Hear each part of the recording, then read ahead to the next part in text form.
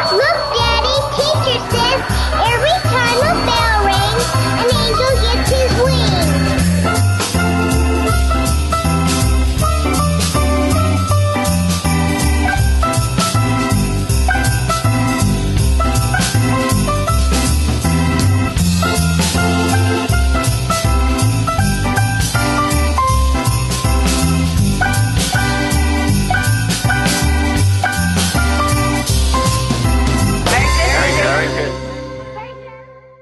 Hola y bienvenidos a Passion for Truth Ministries, yo soy Jim Staley. Todos tenemos lindas memorias del ayer sentados en la mesa de la Navidad durante las Navidades celebrando el nacimiento de nuestro Señor, con nuestra familia, amigos y seres amados. Y hasta memorias de su resurrección en la primavera durante el tiempo de la Pascua. Bueno, yo quiero compartir con ustedes algunos de los resultados y conclusiones que comencé a descubrir en mi caminar mientras el Padre hace unos años atrás comenzaba a poner un vacío dentro de mí, un anhelo por algo más profundo que tuviese sustancia y que viniese de Él.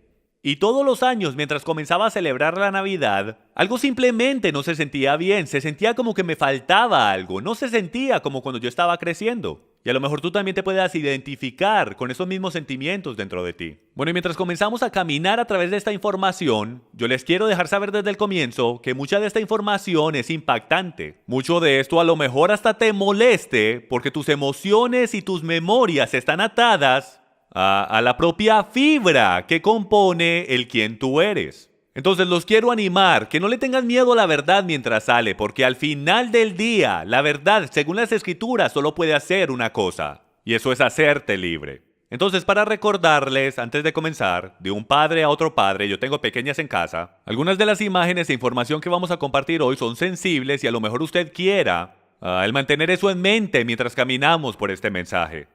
Entonces, para comenzar, de la primera cosa que vamos a hablar es en verdad sobre el auditar nuestras vidas, nuestra información y las cosas que creemos. Y comenzaremos con una cita del Grupo Barna. Esta es la organización más grande de encuestas cristianas y estudios de toda la nación. Ellos analizan toda clase de cosas en la cristiandad, desde nuestras doctrinas, nuestras creencias y para dónde se están moviendo las cosas en la cristiandad. Y en un reciente estudio de fin de año, esta fue su conclusión.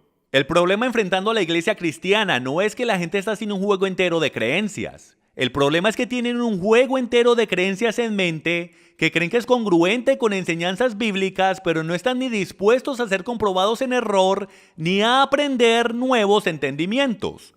Puede que sea que la evaluación espiritual es tan descomún porque la gente teme que los resultados indiquen la necesidad de estrategias diferentes de crecimiento o de involucrarse más agresivamente en el proceso de crecimiento.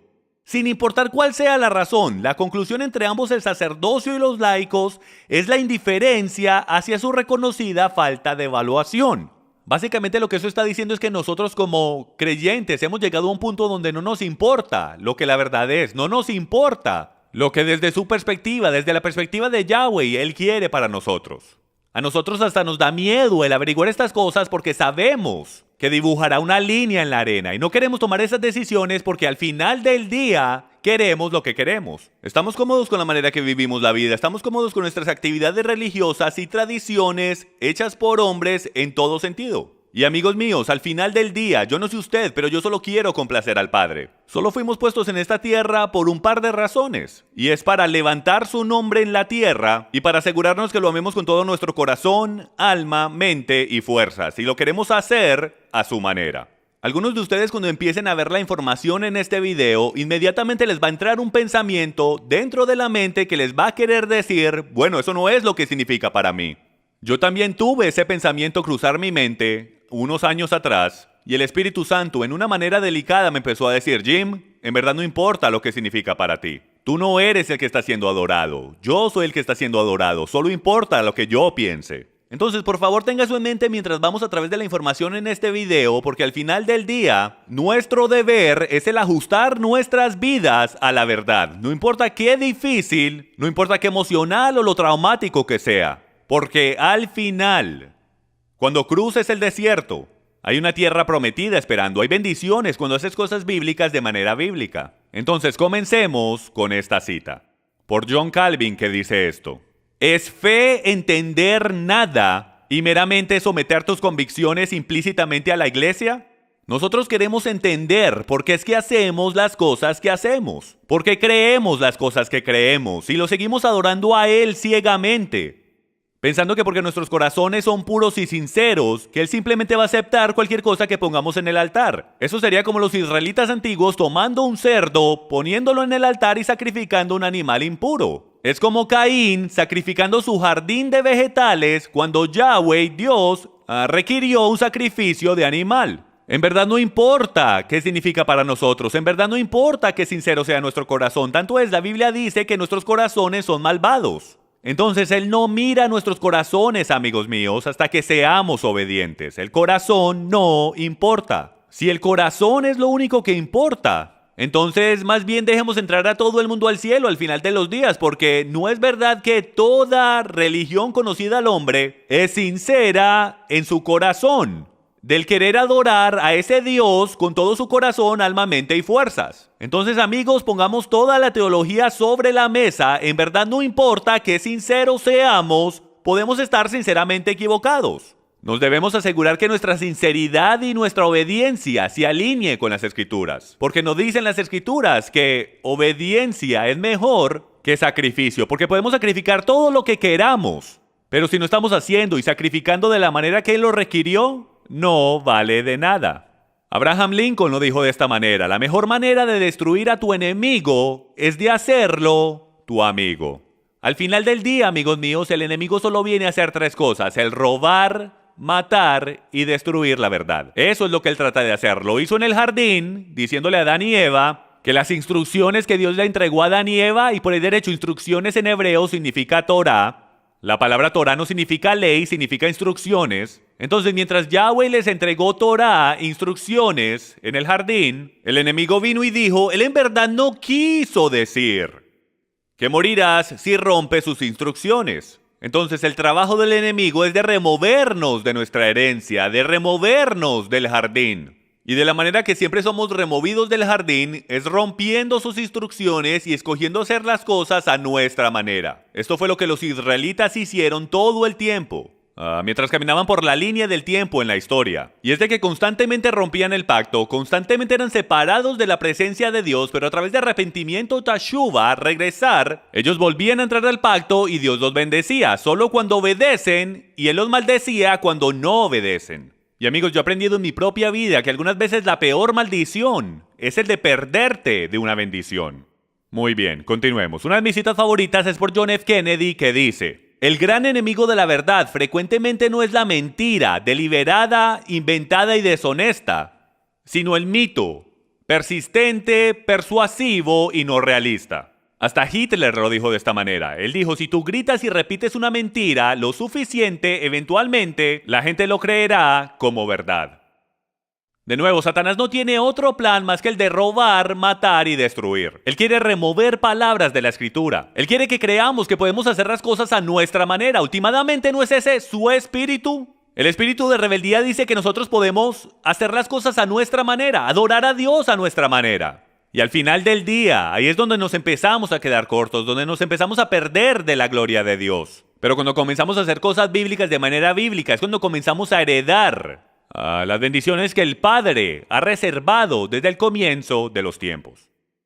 Bueno, aquí vamos, todo eso fue introducción, vamos a comenzar con este pensamiento.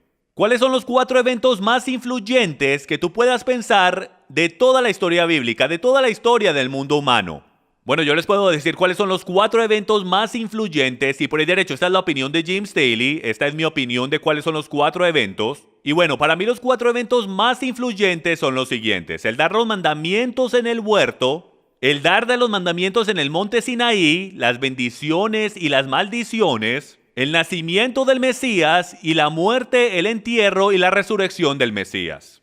Hay muchos y diferentes eventos que han pasado en la historia humana, pero para mí estos son los eventos más importantes que han ocurrido. Nosotros nos vamos a enfocar en los últimos 2 eventos, el nacimiento del Mesías y la muerte, entierro y resurrección del Mesías, porque esos 2 drásticamente afectaron la historia de la humanidad. Entonces ahora regresemos 4000 años en el pasado y comencemos a descubrir de dónde comenzó la historia de muchas de estas tradiciones. Vamos a regresar hasta por allá atrás en los tiempos de Noé. Tanto es, vamos a comenzar de la manera acostumbrada. Érase una vez, hace mucho tiempo atrás, había un hombre llamado Nimrod. Y Nimrod fue el bisnieto de Noé. Él era el hombre más popular de la tierra en aquel tiempo, tanto es, él era el rey de la tierra en aquel tiempo. Él fue el responsable por construir las ciudades de Babel, y a la torre de Babel y la ciudad de Nínive, entre otras cosas. Y poniendo todo eso al lado, no hay duda alguna que él tenía increíble influencia entre la gente con que él vivía. Y lo que sucedía era que él tenía una increíble reputación de ser un hombre que tenía mucha, pero mucha fuerza. Él creó grandes ejércitos y él gobernaba el mundo en aquel tiempo, justo después del diluvio. Pero él estaba lleno de idolatría y codicia y borracheras y de rebeldía en contra de Dios. Y él tenía una increíble habilidad para engañar. Tanto yo supongo que él es bien parecido a lo que es un político de hace 4000 años atrás. Bueno, y Nimrod se casó con una mujer llamada Semiramis. Y Semiramis y Nimrod se convirtieron básicamente en rey y reina del mundo conocido en aquel tiempo. Bueno, en algún punto Nimrod se muere.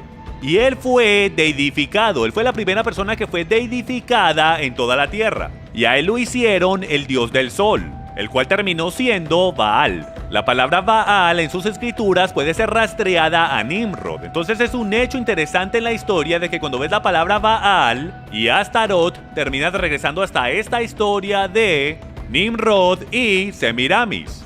Entonces Baal ahora está reinando el universo como el dios sol. Y de alguna manera la historia dice, en la leyenda babilónica, de que Semiramis queda embarazada por los rayos del sol de su esposo muerto, Nimrod. Y ella da a luz a un pequeño bebé varón llamado Tamuz.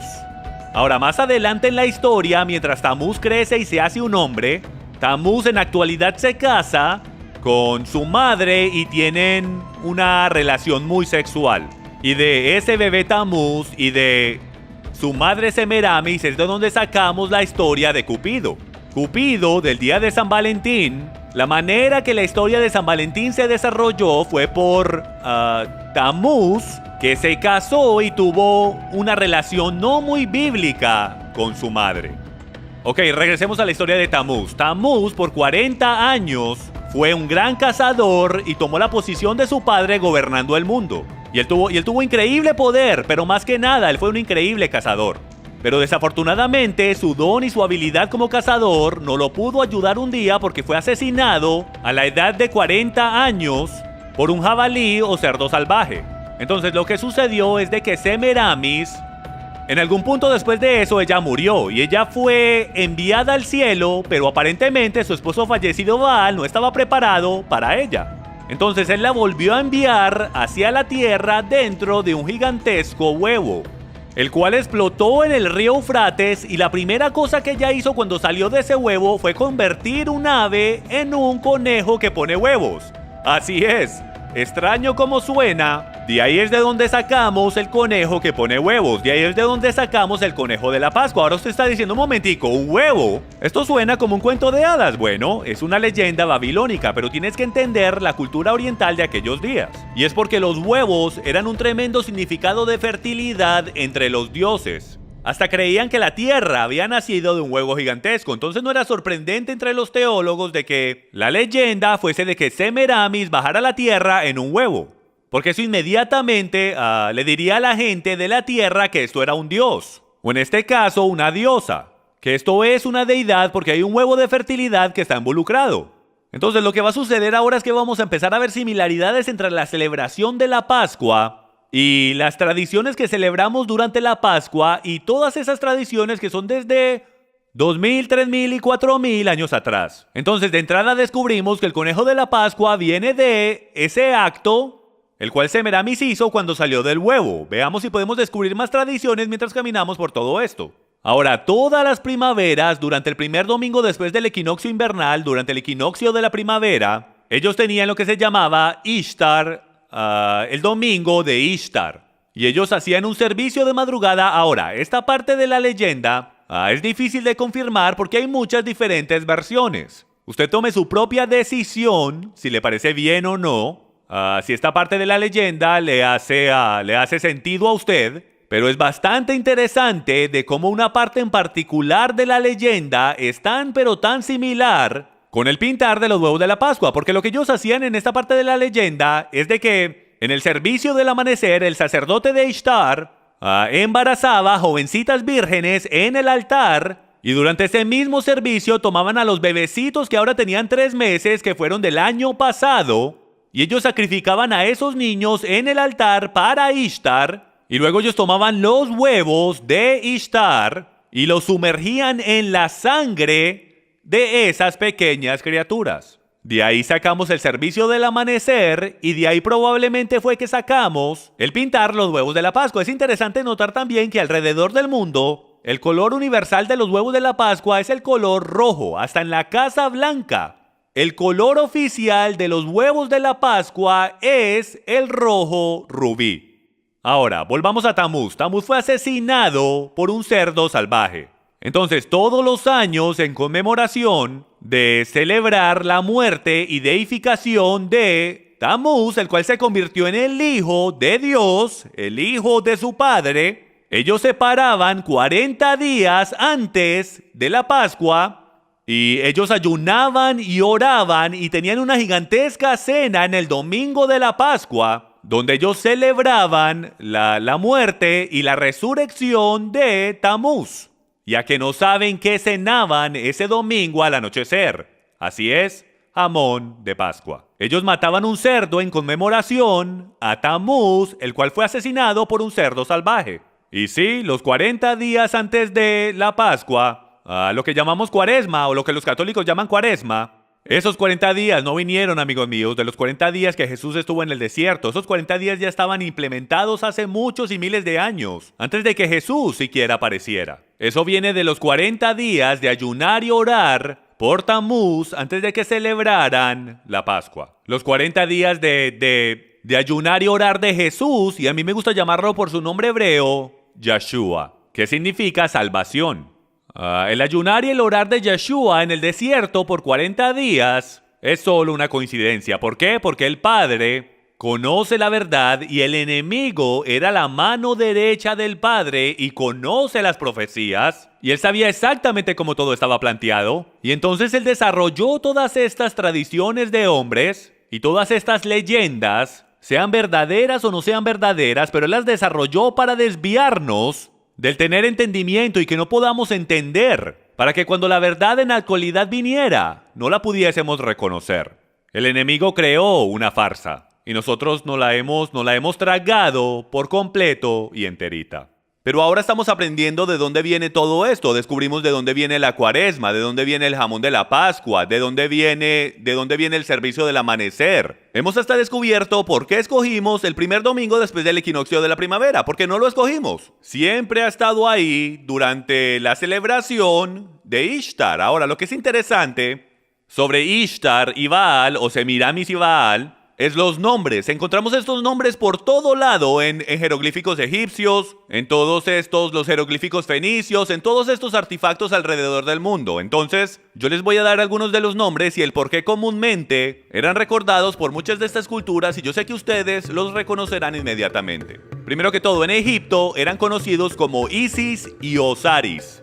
En Venecia eran reconocidos como Astarot y Baal, el mismo Astarot y Baal que puedes encontrar en tus escrituras. En Grecia eran conocidos como Afrodita y Adonis, o Eros, de donde sacamos la palabra erótico. Y en Roma eran conocidos como Venus y Cupido. Así es, de ahí es de donde sacamos el día de San Valentín y Cupido. Hasta en el lejano oriente, escuchen esto es interesante. Cupido era conocido como Zoroastro. Zoroastro está hecho de 2 palabras, Zoro, que significa semilla de, y Astarot, que significa Ishtar. Entonces lo que Cupido en la actualidad significa en el lejano oriente es la semilla de Ishtar, o la semilla de su madre. Ok, eso viene de los archivos del estante, febrero 1994, volumen 2, libro 2. Hemos descubierto la Pascua, los huevos, el jamón, la Cuaresma, Cupido y San Valentín, el servicio de la Pascua, el servicio del amanecer y todo eso. Ahora nos queremos mover a las escrituras y mostrarles algunas conexiones con estos nombres. Porque usted ha leído estas escrituras y es increíble el cómo Yahweh siempre está tratando de hablarle a los israelitas y advirtiéndolos de que se mantengan alejados de Astarot y Baal. Entonces vamos a leer. Jueces 2:13 dice lo siguiente: y dejaron a Yahweh y adoraron a Baal y a Astarot. Primero de Samuel 7:4 dice: entonces los hijos de Israel quitaron a los Baales y a Astarot y sirvieron solo a Yahweh. Y en Romanos capítulo 11 versículo 4 dice lo siguiente: ¿pero qué le dice la divina respuesta? Me he reservado 7,000 hombres que no han doblado la rodilla delante de Baal. Ahora, lo que es interesante es que nosotros vamos a descubrir un poco más adelante en este programa cuál es esa tal imagen de Baal. Y más o menos por ahora ustedes deben de tener ese pensamiento del cual los advertí, de que eso no es lo que significa para mí. Yo celebro el nacimiento de Jesús y yo pongo todo mi énfasis en Jesús y yo celebro su resurrección. Y yo solamente me enfoco en Él. Bueno, tu corazón se podrá querer enfocar solo en Él y usted puede hacer lo que usted quiera. Pero la verdad del tema es que en verdad no importa qué enfocados estemos, qué sinceros seamos, qué puro sea nuestro corazón. Lo único que importa es si lo estamos adorando a Él de la manera que Él dijo que lo adoremos y si hay algo que estamos haciendo que lo esté ofendiendo. Y más adelante iremos a través de las escrituras y veremos si hay alguna cosa que nos hable sobre la Navidad y la Pascua y si hay alguna clase de instrucción que nos permita el adorarlo de la manera que queramos. Pero mientras tanto, por favor mantenga una mente abierta mientras caminamos por estos hechos históricos y estos símbolos bastante sorprendentes, los cuales usted podrá ver que se movieron en el tiempo y terminaron en nuestras iglesias cristianas de hoy. Comenzaremos con una variedad de símbolos que hemos descubierto en arqueología e historia que están bastante relacionados con la cristiandad, la Navidad y la Pascua, la adoración al sol y la adoración pagana el día de hoy. Entonces vamos a comenzar con la más obvia o la más importante, la cual es Tammuz y su madre Semiramis. Si miran la pantalla podrán ver a Isis y Osiris, o también conocidos como Ishtar y Tammuz. Ahora, algunos deben de estar pensando, un momentico por favor. Yo celebro la Pascua y tú estás hablando de Ishtar. Easter o Pascua en español es la modificación en inglés a la palabra Ishtar. En otras palabras, si dices Ishtar en inglés es pronunciado Easter. Así fue como evolucionó la etimología de esa palabra con el tiempo. Lo que yo quiero que ustedes vean es lo que está sobre su cabeza. Es una luna creciente y en el centro de esa luna creciente es en actualidad un símbolo del sol. Entonces, el símbolo de poder de Isis o Ishtar era la luna creciente sosteniendo al propio sol, su marido fallecido, Baal, el dios sol, y pueden ver al bebé ahí, el cual se alimenta de su seno. Y Ishtar era conocida como la diosa del este, la diosa de los senos expuestos del oriente o de la madrugada. Por eso era que tenían un servicio en la madrugada durante la Pascua. Su esposo, por lo contrario, era el dios del occidente, el sol poniente. Entonces tenías a la diosa, su esposa Ishtar, de donde se levanta el sol, y luego tenías a su esposo, el cual es el dios del occidente, en la puesta del sol, cubriendo todo el día entero, diciendo que los dioses paganos reinaban la tierra. Ahora nos moveremos por el resto de estos símbolos mientras caminamos por todo esto el día de hoy. Aquí en la pantalla pueden ver una imagen tallada pagana de la deidad solar Baal-Hadad, detallada como un disco en una luna creciente, ¿ok? Ustedes pueden ver ahí en la mitad de la pantalla la media luna sosteniendo la imagen del sol, lo cual es el dios pagano, junto con la luna creciente, la cual siempre lo rodea. Ahora, como pueden ver que el símbolo principal para el dios del sol era la luna creciente, con el sol encima de ella o ajustado en la mitad de la luna creciente, nos moveremos ahora a algo que es bastante controversial pero verdadero históricamente. Y es de que la Eucaristía católica es en la actualidad el sol que está adentro de esa luna creciente. Les mostraré algunas imágenes de la Eucaristía actual en diferentes posiciones y usted podrá ver que no solo es similar, es idéntico. De aquí fue que sacaron los símbolos. Pueden ver aquí, este es un objeto en particular que sostiene la Eucaristía. Y encontré esto en línea y esto es lo que la cita dice. No puse el nombre de la iglesia por obvias razones, pero básicamente este fue su anuncio Para un viernes particular, dice, la adoración eucarística se celebra el primer viernes de cada mes, con el propósito de honrar y orar al bendito sacramento. Ahora, yo no sé usted, pero mi Biblia dice que le oremos al Padre, nuestro Padre. Yeshua, Jesús dijo que le oráramos al Padre. Él no dijo que le oráramos a objetos estáticos, aunque lo represente a Él o no. Ahora, mire bien cuidadosamente. Ahí a su mano derecha usted podrá ver la imagen de la luna creciente sosteniendo ese sol o esa hostia de pan.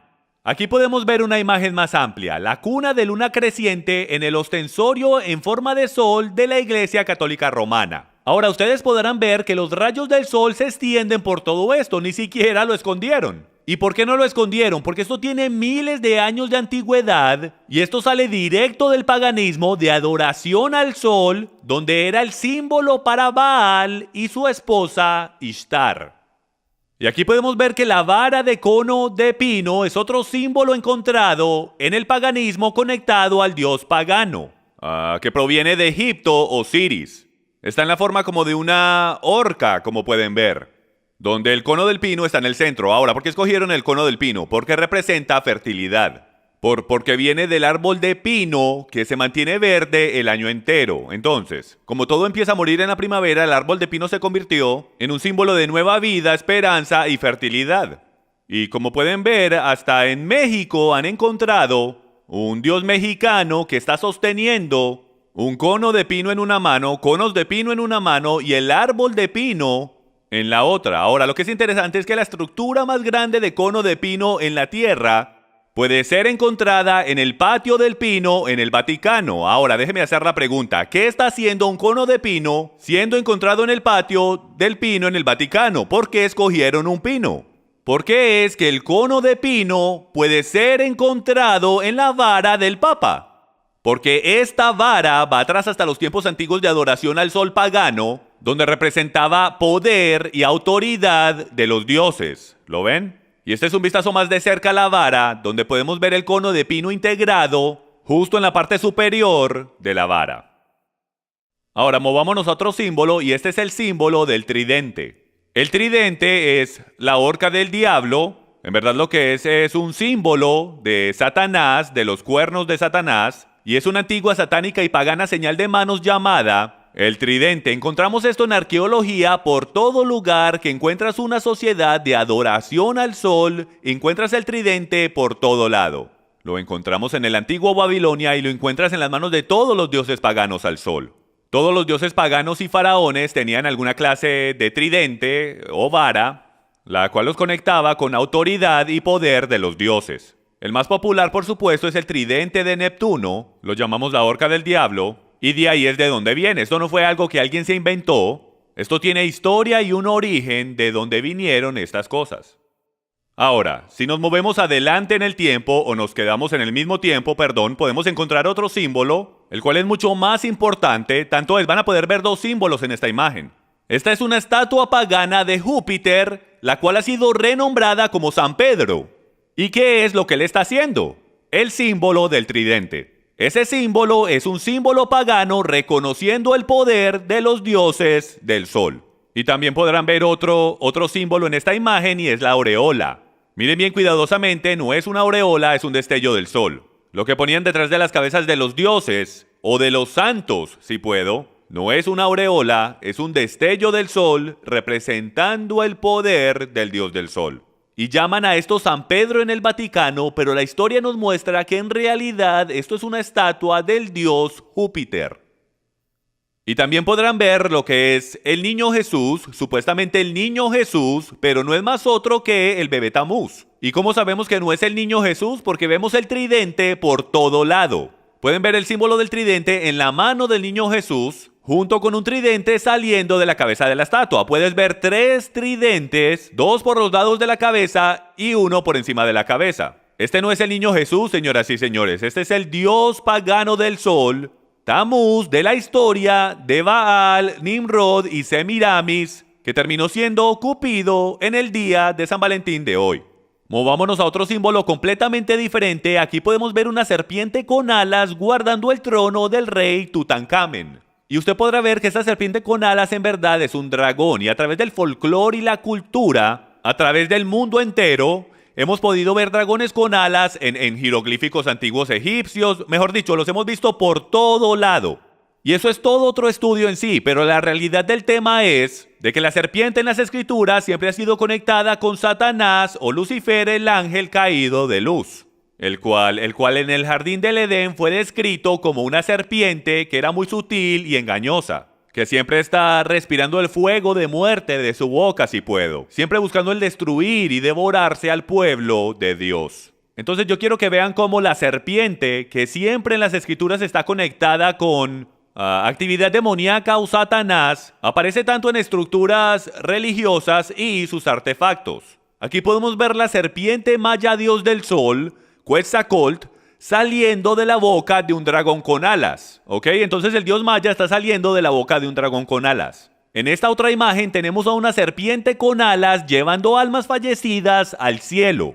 Y si lo miran bien cuidadosamente, pueden ver que las almas fallecidas están montadas en la espalda de la serpiente. Y pues ha sido interpretado de que la serpiente con alas va en camino al cielo y se está llevando a su gente con él. Y yo les voy a sugerir que no es para el cielo para donde él va. Aquí podemos ver otra serpiente con alas, la serpiente con alas que hemos visto por miles de años en el paganismo, como manija de la puerta en la Catedral de San María en San Francisco, California. Ahora déjenme les pregunto, ¿qué está haciendo una serpiente con alas en cualquier artefacto religioso o edificio religioso que esté conectado con Yeshua el Mesías, Jesús el Cristo, nuestro Redentor y Salvador? No debería estar ahí. Aquí tenemos un dragón con alas en el gran emblema del Papa en el Museo del Vaticano.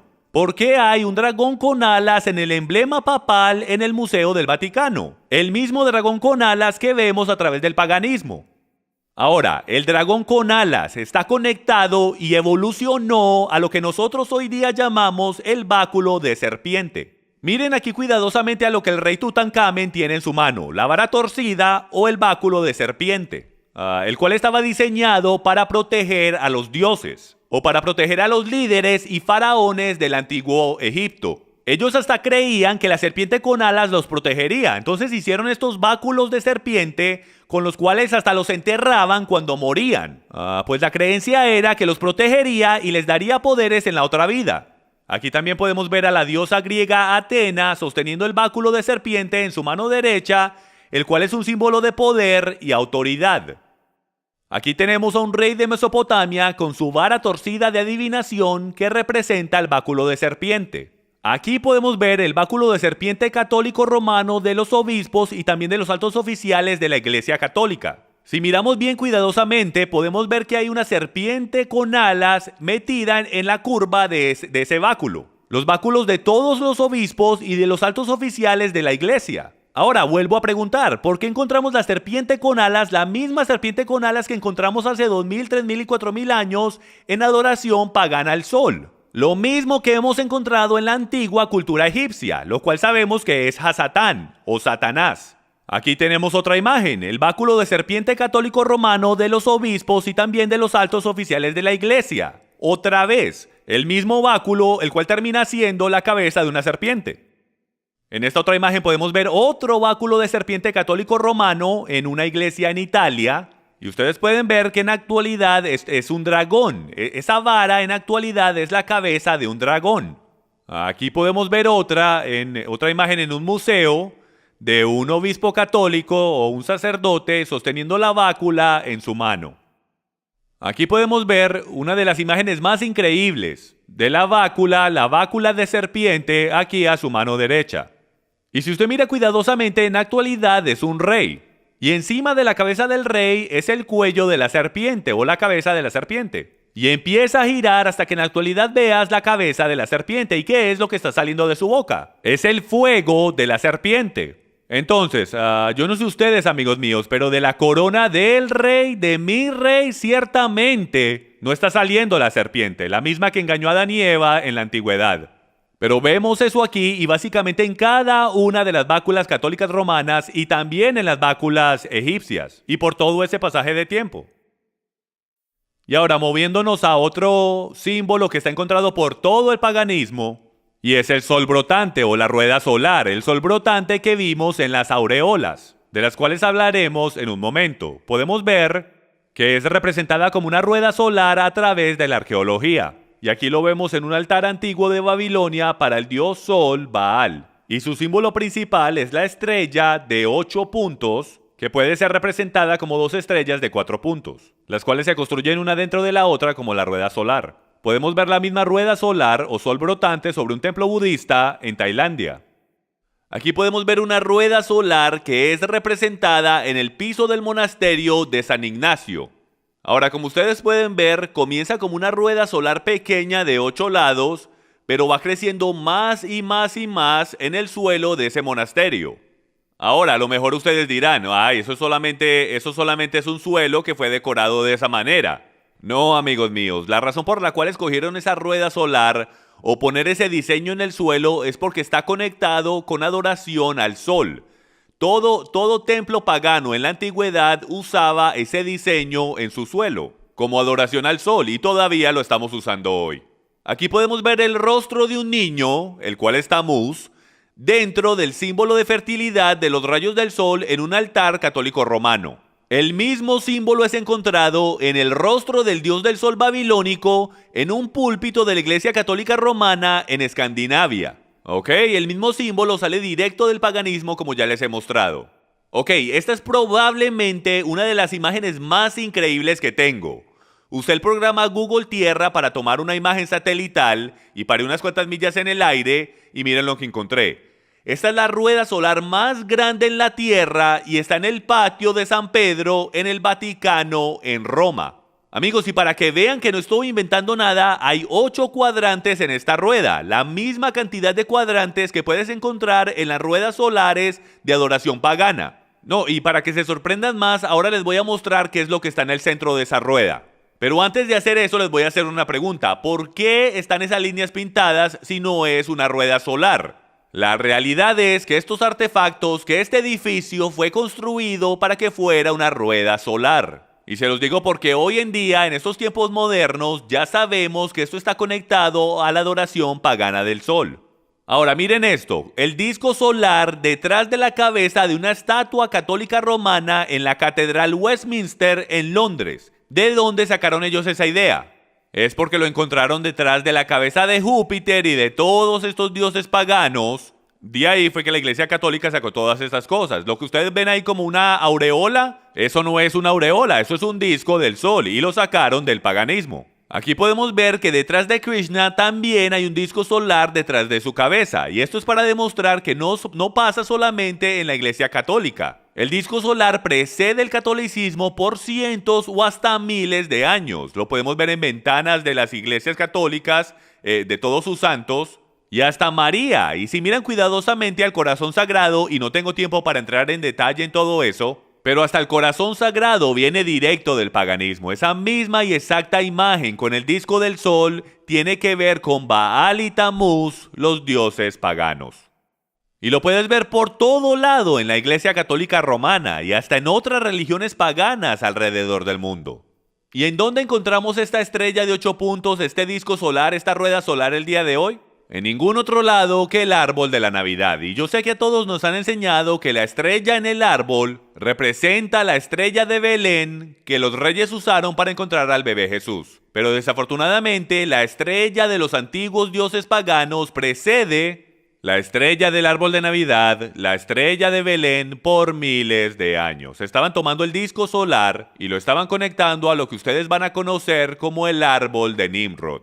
Y de ahí es que sacamos nuestro árbol de Navidad y la estrella que le ponemos encima. Si miran cuidadosamente podrán ver que hay bastante significancia y similaridad entre el disco solar y la estrella que ponemos encima el día de hoy. En esta imagen podemos ver el disco del sol orgullosamente expuesto encima de un árbol de Navidad en un centro comercial. Ni siquiera están escondiendo el hecho que no es una estrella sino un disco del sol. Hasta la estrella de 8 puntos encima del árbol de Navidad de la Casa Blanca para que todo el mundo lo vea es la misma estrella de 8 puntos que encontramos en arqueología de miles de años atrás conectada con adoración al dios del sol pagano. Esta es una increíble cita que encontré durante mis estudios mientras trataba de hacer una conexión entre Ishtar y la estrella de 8 puntos. Y dice que en Uruk, una ciudad antigua de Sumeria, en el sur de Irak, descubrieron tablas de 3000 años de antigüedad, las cuales indican la identidad celestial de Ishtar como la estrella de 8 puntos. Y usted puede ir a buscarle el recurso por usted mismo. Es sorprendente para mí, amigos míos, cómo hemos tomado todas estas tradiciones que creemos que nos inventamos recientemente, cuando cada una de ellas puede ser rastreada a algo que alguien hizo, el cual no quería a nuestro Dios, lo odiaba. El enemigo ha creado un Dios falso y el hombre se ha robado todas esas tradiciones y hemos estado adorando al Dios de Abraham, Isaac y Jacob de la misma manera que los antiguos han adorado a sus dioses paganos. Y la pregunta del millón que tenemos que responder al final de esta enseñanza es si podemos adorar a Dios de la misma manera que los antiguos paganos lo hicieron. Y sí que vamos a responder esa pregunta. Ok, la palabra obelisco literalmente significa asta o mástil de Baal, o el órgano de reproducción de Baal. Y casi siempre está ubicado en el centro de un círculo, el cual representa las genitales femeninas y el acto físico sexual.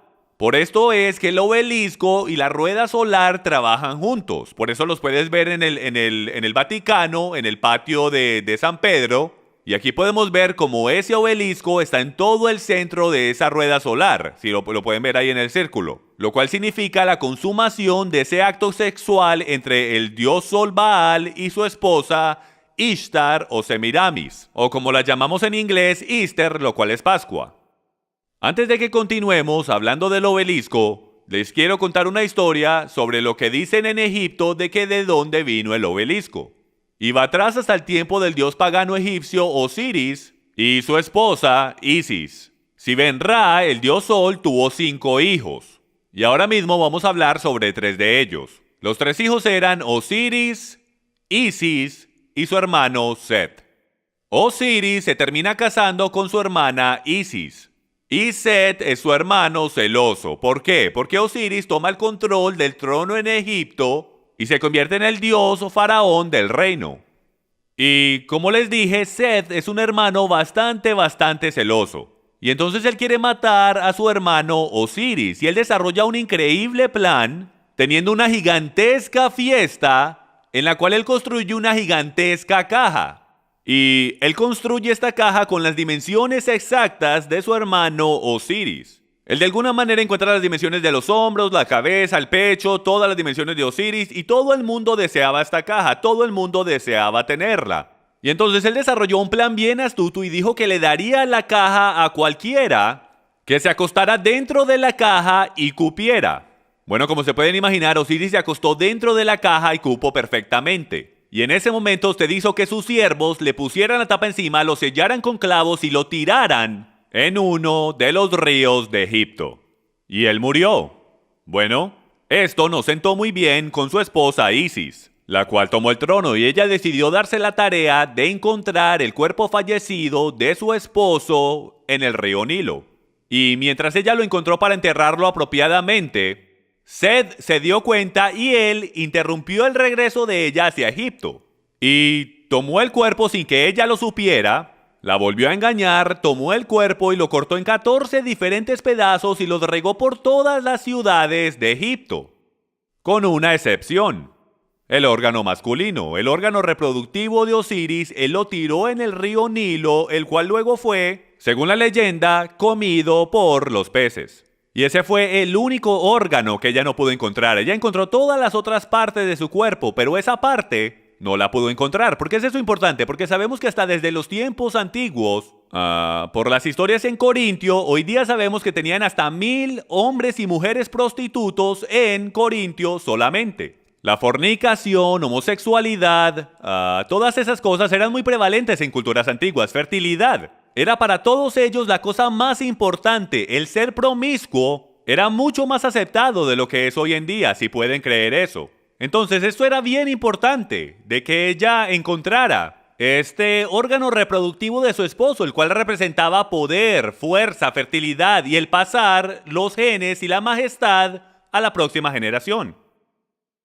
Entonces, como ella no pudo encontrar el órgano masculino de su esposo, ella decidió conmemorarlo construyendo estos pilares en Egipto, que serían levantados como un memorial de su poder, en la forma de un obelisco de concreto o de piedra. Y ese obelisco, lo sabemos por algunas fuentes, es donde ellos creen que el espíritu viviente de ese dios Sol está viviendo.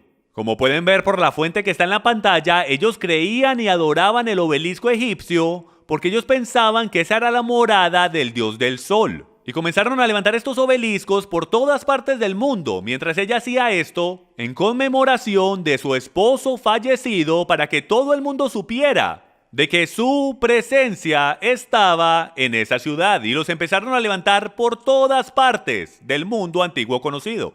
Podemos ver en la Biblia que la palabra hebrea para pilar o ídolo es la palabra Kamán. Y Kamán literalmente significa ídolo del sol o pilar del sol. Y aquí está como es usado en Isaías 27:9. De esta manera pues será expiada la iniquidad de Jacob, y este será todo el fruto, la remoción de su pecado. Cuando él haga todas las piedras del altar como piedras de cal desmenuzadas, y ya no sean levantadas las estatuas de acera ni las imágenes del sol.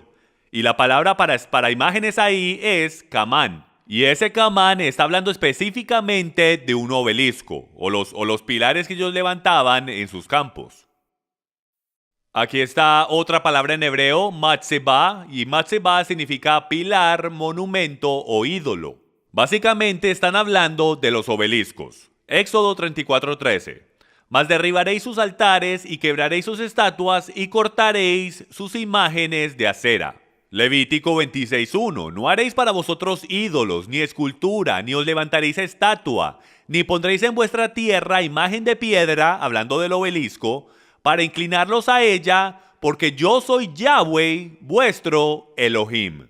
Deuteronomio 7:5. Mas así habéis de hacer con ellos. Sus altares destruiréis y quebraréis sus estatuas, y cortaréis sus imágenes de acera y quemaréis sus esculturas en el fuego. Y como pueden ver, hay muchas más escrituras que hablan de los pilares y los obeliscos que levantaron en sus tierras. El gran Dios de Abraham, Isaac y Jacob, Yahweh, no estaba luchando constantemente contra sus dioses pequeños. Él constantemente estaba luchando contra su Dios primordial, el cual era Baal, el dios del sol. Él siempre estaba mencionando a Baal, a Astarot, el dios del sol del oriente y el dios del sol del occidente.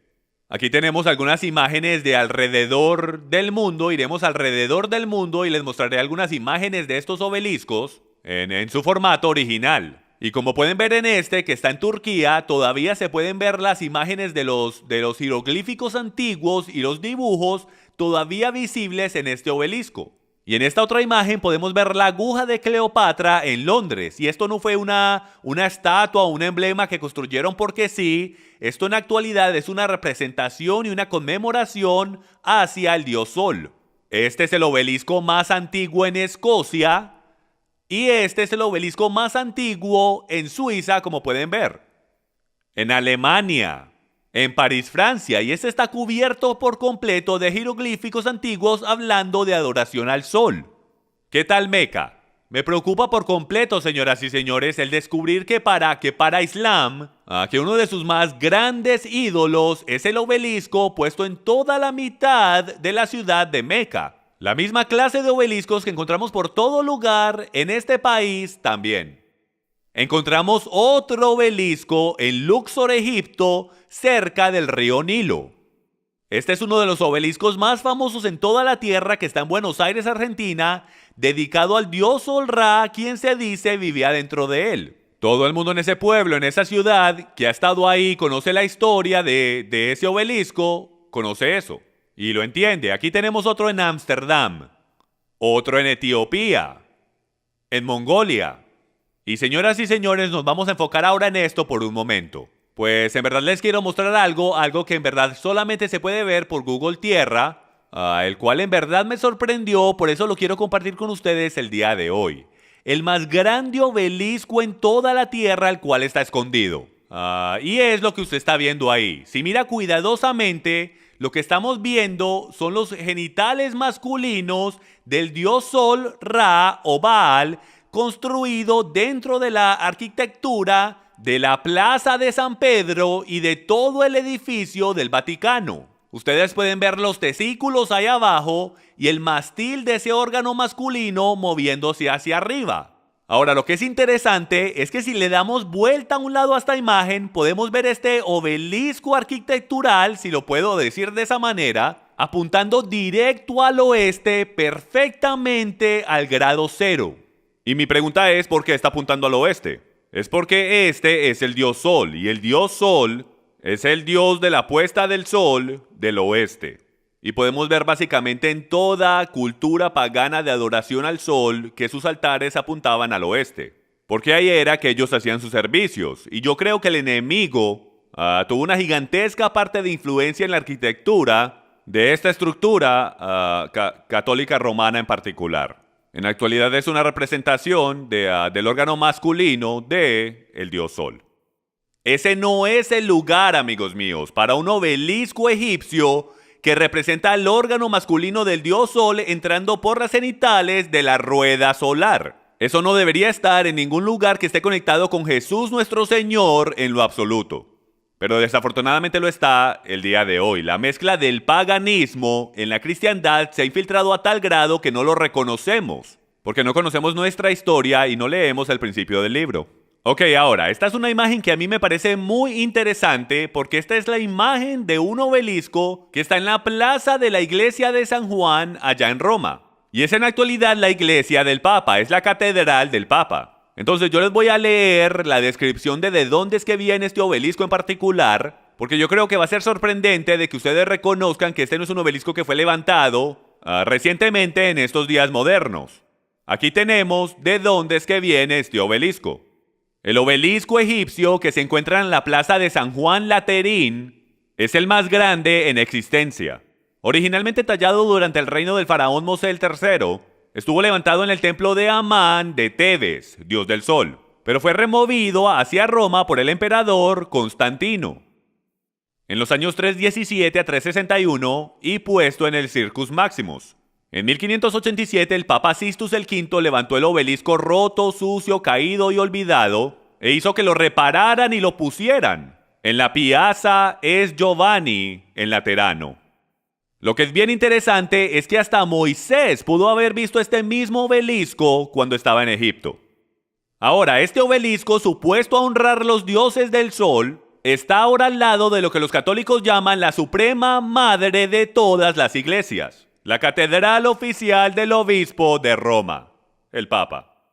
Entonces tenemos literalmente un obelisco de 3.000 a 4.000 años de edad construido para los dioses del sol de Egipto, ahora puesto en la catedral de Santa María. ¿Qué tal el monumento a Washington? ¿Ese es un monumento? Por supuesto que lo es, pero no es un monumento a nuestro Dios. Es un monumento al Dios Sol. No puede ser ninguna otra cosa que un monumento a él. No es simplemente un pedazo de arquitectura, amigos míos. Esta es la misma y exacta estructura que construían en el antiguo Egipto para los dioses del sol y lo hemos demostrado hoy.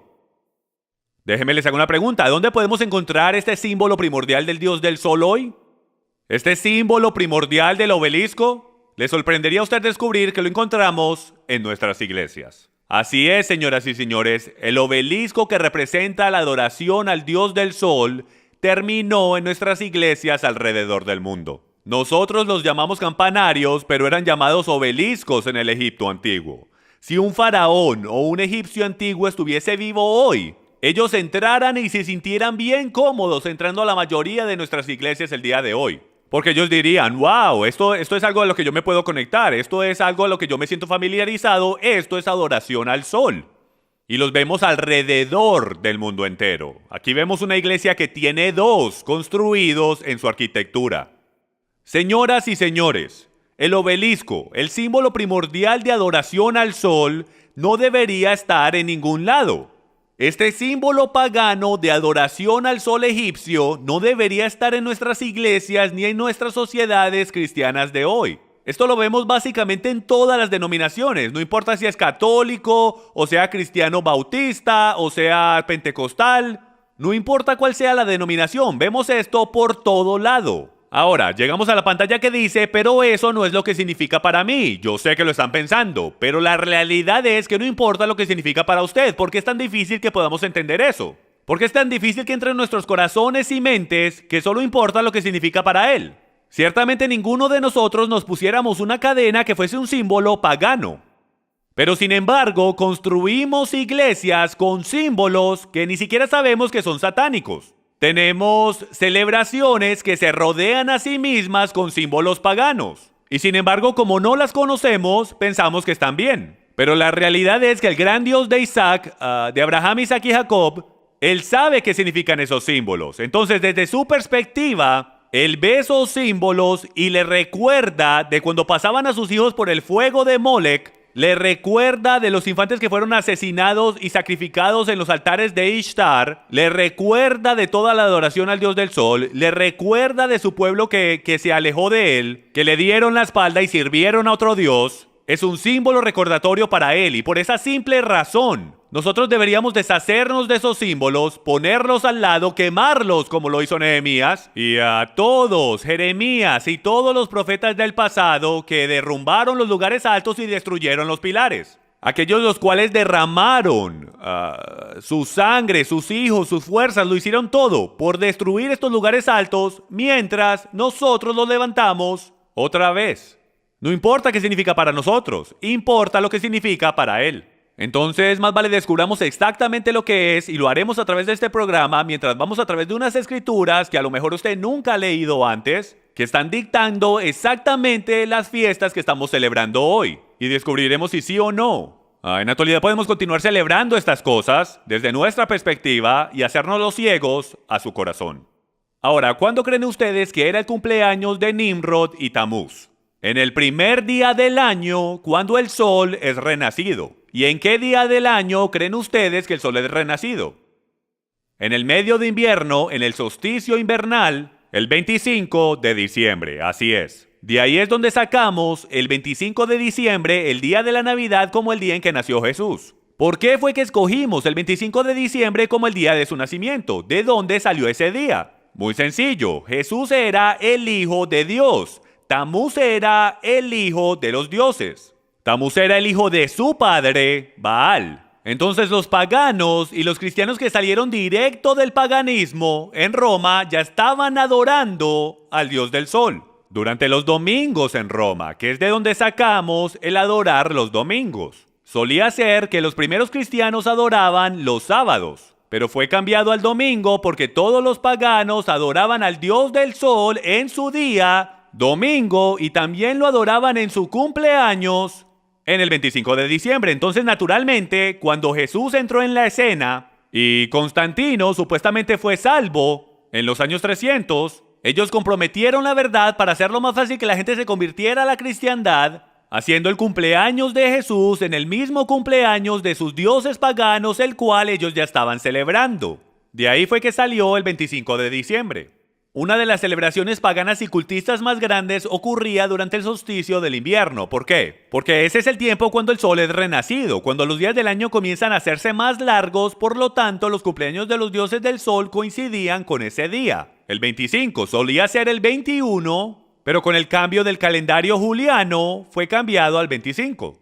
Podemos ver aquí, esta es una imagen antigua de Nimrod. Todos los dioses del sol de toda región pueden haber tenido diferentes nombres, pero todos pueden ser rastreados al original dios del sol, Baal, también conocido como Nimrod. Miren esta foto de él con esa barba larga, y creo que ya se pueden imaginar para dónde voy con esto. Mientras comenzamos a descubrir la celebración del 25 de diciembre, cómo fue conectada hasta con el propio Santa Claus. Algunos de los nombres que Baal tenía eran estos. En Persia era Mitras. Y usted puede hacer un estudio usted mismo de esto. Esto en verdad que es fascinante. Si usted estudia la adoración cúltica y pagana de Mitras, usted podrá ver unas increíbles conexiones con algunas de las cosas que hacemos en la cristiandad. Y esto fue 500 años antes del nacimiento de Yeshua, antes del nacimiento de Jesús. Y era llamado el nacimiento del inconquistable sol, Mitras. Osiris, Horus y Ra en Egipto. También era llamado Atis en Roma. Y para celebrar los cumpleaños, los romanos tenían una gigantesca fiesta llamada la fiesta de Saturnalia. ¿Y cuánto creen que duraba? Así es, 12 días, que es de donde sacamos los 12 días de la Navidad. Y es directo de la fiesta de Saturnalia, que viene directamente de la fiesta del solsticio del invierno o del solsticio invernal. ¿Y cómo creen ustedes que los caldeos llamaban a este día? Hoy lo llamamos Navidad, pero en aquellos días los caldeos lo llamaban el día de Yule. ¿Y saben lo que la palabra Yule literalmente significa? Significa el día del infante. Y ciertamente no estaban hablando de Jesús. Ellos estaban refiriendo a Tamuz, quien era el Hijo de Dios, quien un día iba a regresar para salvarlos del mundo. Si ven, Satanás no puede hacer más nada que tomar la verdad, torcerla y tratar de que la gente le crean. Y eso fue lo que hizo con la historia del nacimiento y muerte de nuestro Señor. Y es de que él hizo una copia de eso en el paganismo, y en algún punto su plan era de tomar el paganismo y el mezclarlo con la cristiandad, porque cuando tú mezclas lo santo con lo profano, las escrituras llaman eso inmundo. Yahweh no acepta nada que sea inmundo. Debe de ser limpio, debe de ser separado y santo. Kadosh en hebreo. Ahora, ¿le suena esto familiar? Movámonos a este personaje llamado Odín, porque aquí vamos a empezar a entrar en un poco más de detalle de dónde vienen todos estos símbolos en nuestras celebraciones. Juntamente con la celebración de los dioses del sol, los de Escandinavia también adoraban a Odín, quien era el dios de la bebida intoxicante y extasía, tanto como el dios de la muerte. Y como la fiesta de Saturnalia lidiaba con todas esas cosas, él naturalmente se hizo el dios más popular de la fiesta de Saturnalia, la cual es una celebración hacia el dios del sol que la podemos rastrear hasta Baal. Bueno, ya que no saben en quién se convirtió este personaje, mírenlo bien, se convirtió en Santa Claus, así es. Odín o Wodan era el dios de sabiduría, magia y conocimiento oculto, adivinanzas, poesía y guerra. Su nombre significaba el inspirado. Y ustedes van a poder ver, mientras vamos a través de todas estas pantallas, de que Santa Claus o Odín es bastante parecido a Jesús o Yeshua, lo cual significa salvación. Vamos a ver a un dios Odín, el cual salva, y vamos a ver a otro llamado Yeshua que salva. Y yo quiero que presten mucha atención a las características de este tal Odín, porque es sorprendente el ver lo similares que son y cómo Satanás se trata de esconder como un ángel de luz, como dicen las escrituras. Él era un hombre alto, viejo, que tenía una larga barba blanca y también cargaba una lanza o báculo. Y si recuerdan el estudio que acabamos de hacer del báculo de la serpiente, cualquiera que cargue ese báculo está conectado al poder del báculo de la serpiente, lo cual es el mismo Satanás. Continuemos. Él viajaba alrededor del mundo en un caballo blanco que tenía 8 patas, lo cual en tradición antigua es el número de transportación. De aquí fue que sacamos a los 8 renos de Navidad. Usted dirá, Jim, son 9 renos. Originalmente eran 8. Rodolfo fue agregado en tiempos modernos, eran 8 renos. Y eso viene del caballo blanco de 8 patas en el cual Odín siempre andaba. Usted puede encontrar todo esto fácilmente, es conocimiento común en el internet. En las enciclopedias también puedes ver a Odín y todas las referencias que tienen que ver con él. En básicamente todas las versiones de Santa Claus, él siempre andaba con un demonio, o lo que se convirtió hoy en día en los duendes o los enanitos. En básicamente todas las versiones, él siempre andaba con un ayudante oscuro, como pueden ver ahí en esa foto. Pueden ver el monstruo, el demonio ese con la lengua afuera. Bueno, eso era llamado un Krampus. Los Krampus o los ayudantes oscuros seguían a Santa Claus a todo lado y si los niños se portaban mal, los Krampus los golpeaban, ¿ok? Entonces tenías al que era bueno, San Nicolás, el que terminó siendo San Nicolás, que era Odín, el cual venía y te daba regalos si eras bueno, pero si no lo eras, entonces sus ayudantes oscuros o sus demonios eran los que venían e instituían la disciplina hacia los niños, y vamos a ver eso. Entonces los Krampus terminaron siendo conocidos en el día de hoy como sus duendes. Según la leyenda, los Krampus acompañaban a San Nicolás durante la temporada de Navidad, advirtiendo y castigando a los niños malos, a diferencia de San Nicolás, quien daba regalos a los niños buenos, y esto viene de Wikipedia. Aquí tenemos otra imagen de un Krampus o de un duende de Santa Claus. Y como pueden ver en la foto a la derecha, eso se ve igual que la escoba de una bruja, donde podemos ver a este Krampus que se está llevando a los niños malos, ¿ok? y el Krampus es una combinación entre un hombre y una cabra, ¿ok? Y esto lo vemos bastante a través de toda la historia donde una cabra es mezclada con un ser humano. Yo tengo una enseñanza sobre los nefileos o los hijos de Dios donde voy por todo esto, pero básicamente en la celebración llamada Yom Kippur en la Biblia, donde una vez al año el sumo sacerdote entraba en el lugar santísimo para hacer sacrificio, habían 2 cabrios que eran ofrecidos. El primero era el cabrio la Adonai, y ese cabrio era ofrecido a Yahweh, era ofrecido a Adonai. Y el otro cabrio era llamado el cabrio la Azazel. Y ese cabrio era sacado afuera hacia el desierto, y ese cabrio era empujado por un precipicio. El cabrio la Azazel era donde el sumo sacerdote ponía sus manos y ellos incorporaban todos los pecados de Israel en su cabeza y lo tomaban y lo enviaban hacia el desierto para Azazel. Y Azazel era un dios mitad hombre, mitad cabra, ¿ok? En la mitología antigua. Entonces, como se dice que Azazel fue el que le enseñó al hombre a pecar, todos los pecados del mundo, todos los pecados de Israel eran puestos sobre la cabeza de ese cabro Azazel. Y esto es lo que vemos que se convirtió en un nuevo personaje llamado el ayudante de Santa, el cual es en la actualidad Azazel si puedo o el Krampus como lo llamamos el día de hoy. Ahora, y la foto a la izquierda es una foto moderna, reciente, del festival que todavía se guarda, el festival navideño que todavía se guarda en el país de Alemania, donde ellos continúan guardando esta celebración trayendo los Krampus o los ayudantes de Santa. Esta también es una foto moderna y aunque nos parezca extraño a nosotros los cristianos de este lado del continente que esto todavía se esté celebrando hoy, esta es una foto de San Nicolás y sus demonios que todavía se está celebrando en Austria, Hungría, Alemania, Italia y en todo el mundo. Entonces lo que les vamos a mostrar ahora es un pequeño clip o un pequeño video de varios clips con diferentes imágenes que hemos descubierto donde todavía están celebrando todas estas cosas alrededor de todo el mundo, donde literalmente glorifican la parte demoníaca de la Navidad, San Nicolás y los Krampus o ayudantes.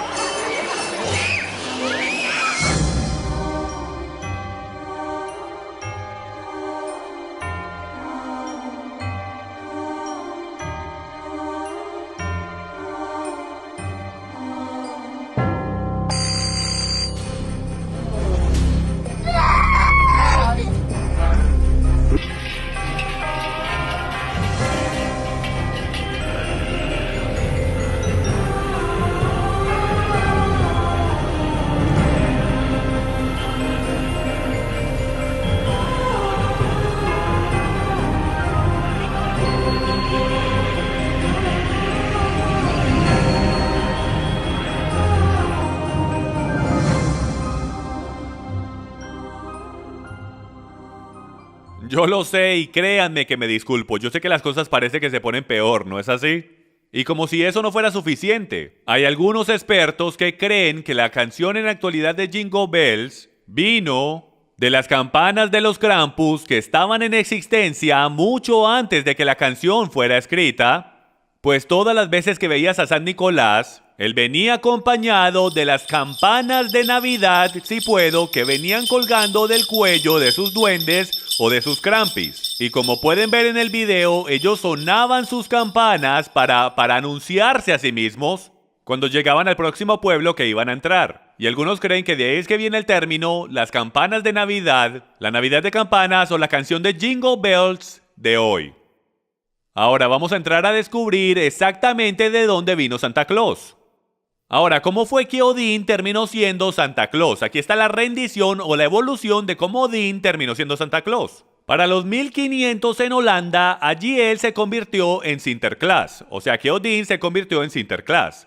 Un amable y viejo hombre con barba blanca, vestido blanco, manto rojo y un báculo, el cual cabalgaba los cielos y techos de las casas en su caballo blanco, acompañado por sus duendes o Krampus, dejando regalos para la gente debajo de su sagrado árbol, el árbol de abeto. Él te visitaría en su cumpleaños, el 25 de diciembre por supuesto, y te daría regalos si había sido bueno, y si no había sido bueno, sus Krampus te golpearían. Y es increíble para mí que estas historias se encuentren a sí mismas en tradiciones modernas todavía el día de hoy. Tradiciones paganas de hace 2000, 3000 y 4000 años atrás que todavía encontramos en las culturas de hoy. ¿Cuál es la frase bien popular que Santa Claus siempre dice? ¡Ho, ho, ho! ¿Alguna vez hemos parado a preguntar de dónde fue que eso vino? Bueno, si regresas en la historia puedes encontrar de dónde fue que esta palabra en verdad originó. Y de aquí fue que originó. En la historia de duendes, la historia de un hobgoblin, el autor Allen W. Wright revela: Robin fue un apodo medieval para el diablo y la risa peculiar de Robin era ho, ho, ho. En los años 1600, Robin Goodfellow personificó el diablo en muchas obras de teatro. Y los teatros en aquellos tiempos eran bastante importantes, pues no tenían cines como hoy. Entonces los teatros y obras eran una parte integral en la sociedad de aquellos tiempos. Entonces, antes de que el diablo entrara en la escena, él se anunciaba a sí mismo diciendo la frase ho, ho, ho. Y de ahí, amigos míos, es que viene el ho, ho, ho del Santa Claus que conocemos hoy. En los años 1700, un holandés emigró a Norteamérica y trajo sus Sinterklaas con él. En el dialecto inglés fue cambiado a Santa Claus.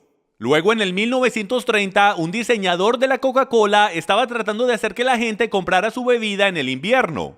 Entonces tomaron los colores de la compañía, el rojo y el blanco, tomaron prestada la historia de Sinterklaas, cambiaron algunas cosas y de allí salió el Santa Claus moderno junto con los renos y los duendes. Entonces ese diseñador tomó prestada una imagen, creo yo que era del siglo XVIII, la modernizó, le agregó los colores y de ahí salió el Santa Claus de la Coca-Cola que podemos ver el día de hoy, completo con barba, cachetes rojos y el traje blanco y rojo. En los 1970, continuemos. El Segundo Concilio del Vaticano, escuchen esto, formalmente declaró que ningún obispo católico romano con el nombre Nicolás jamás existió.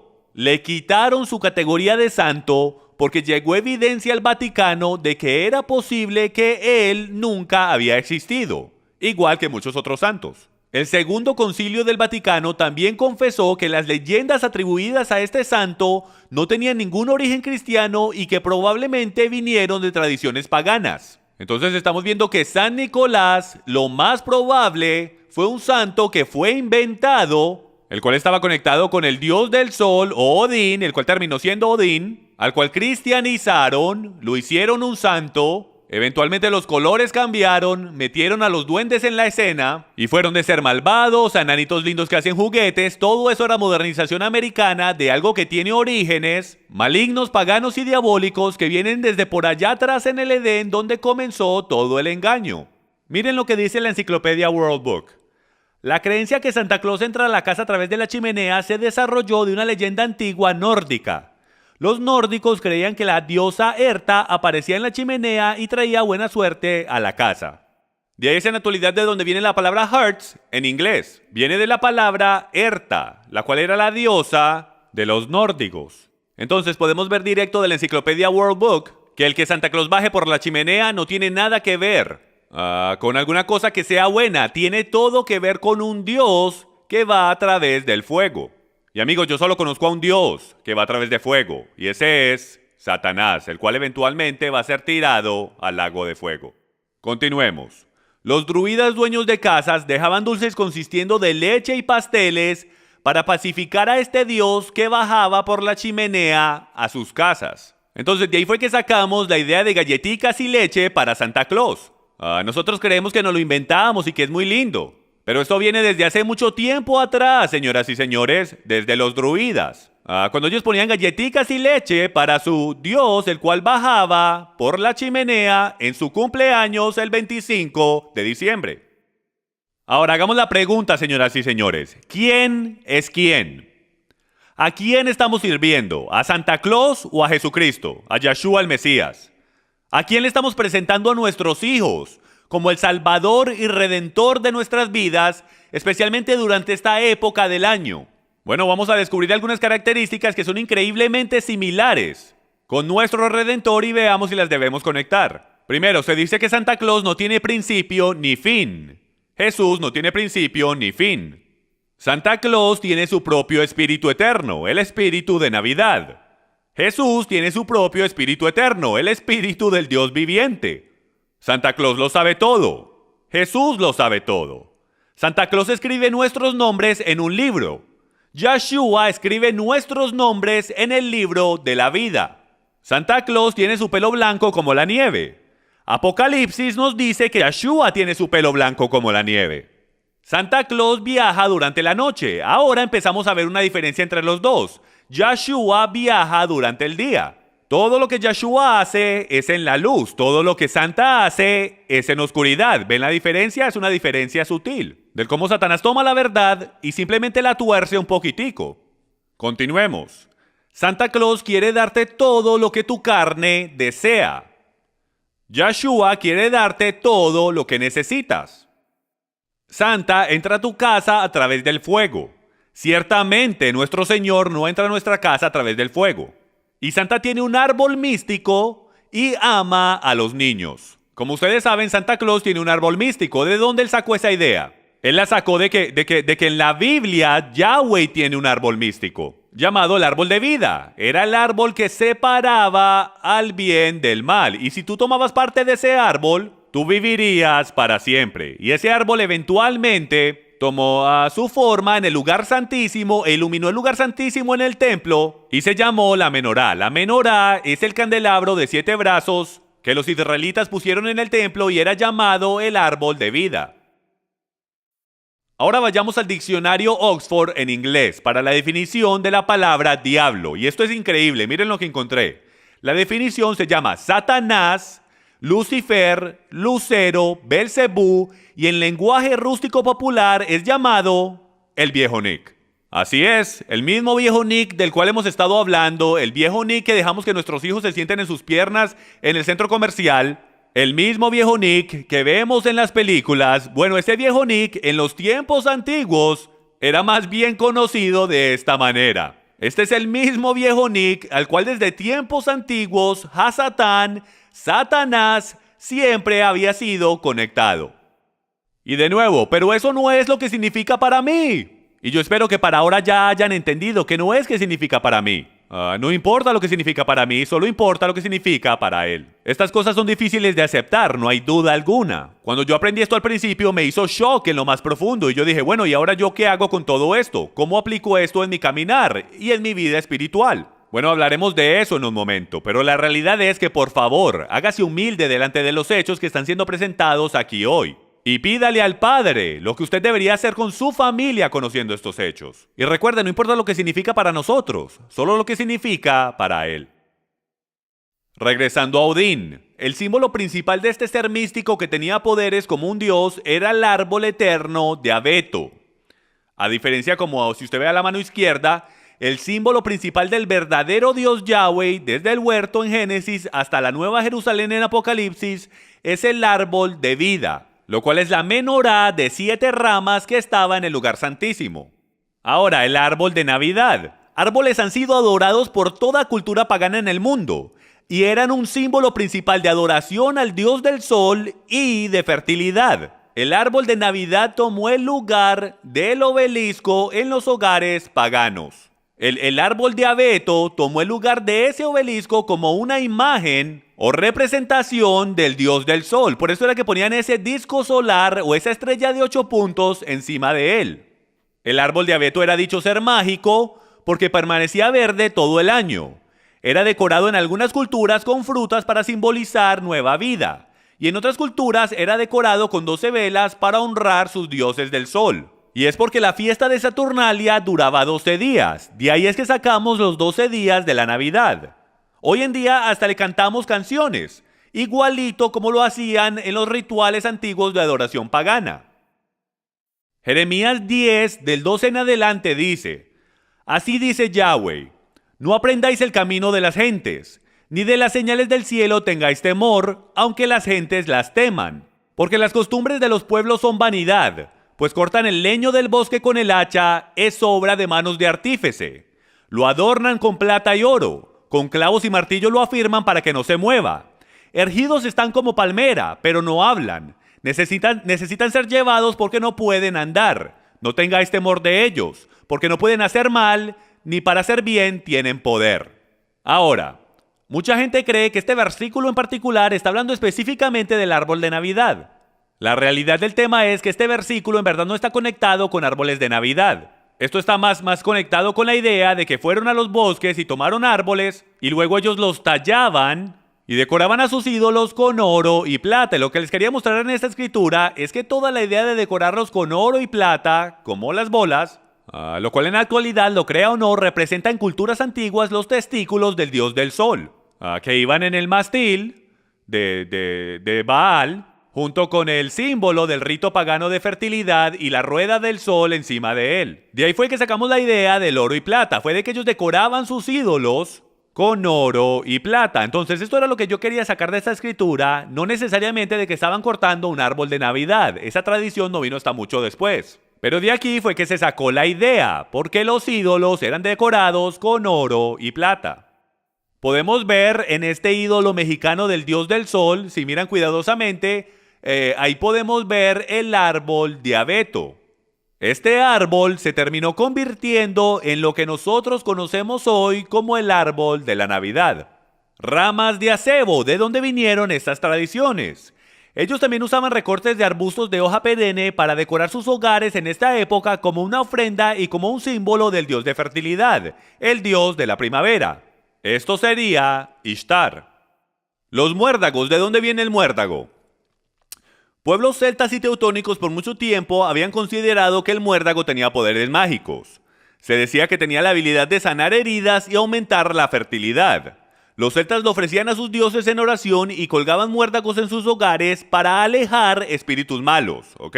Y también aprendí en mis estudios que durante la fiesta de Saturnalia con los romanos, ellos colgaban estos muérdagos por todos lados y tenían borracheras y orgías debajo de estos muérdagos, los cuales se decía que incrementaban la fertilidad. Por eso es que hoy en día nos besamos debajo del muérdago. Eso viene desde por allá atrás, durante la celebración de fornicación en Roma, durante la fiesta de Saturnalia.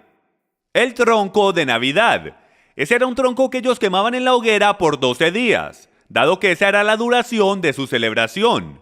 Era originalmente dedicado en Escandinavia a la diosa de la fertilidad Ishtar, para que viniera su salvador, Tamuz. Ellos sacrificaban animales y esclavos en la hoguera todas las noches y esto se decía que alejaba a los espíritus malos. Ahora, miren lo que dice la Enciclopedia Americana sobre la Navidad. Dice: la Navidad, de acuerdo a varias autoridades, no era celebrada en los primeros siglos de la Iglesia cristiana, dado que la costumbre cristiana en general era de celebrar la muerte de personas notables en vez de su nacimiento. Una fiesta fue establecida en recordatorio del nacimiento del Salvador en el IV siglo. En el V siglo, la Iglesia occidental ordenó que fuera celebrado para siempre en el día de la antigua fiesta romana del nacimiento del dios llamado Sol.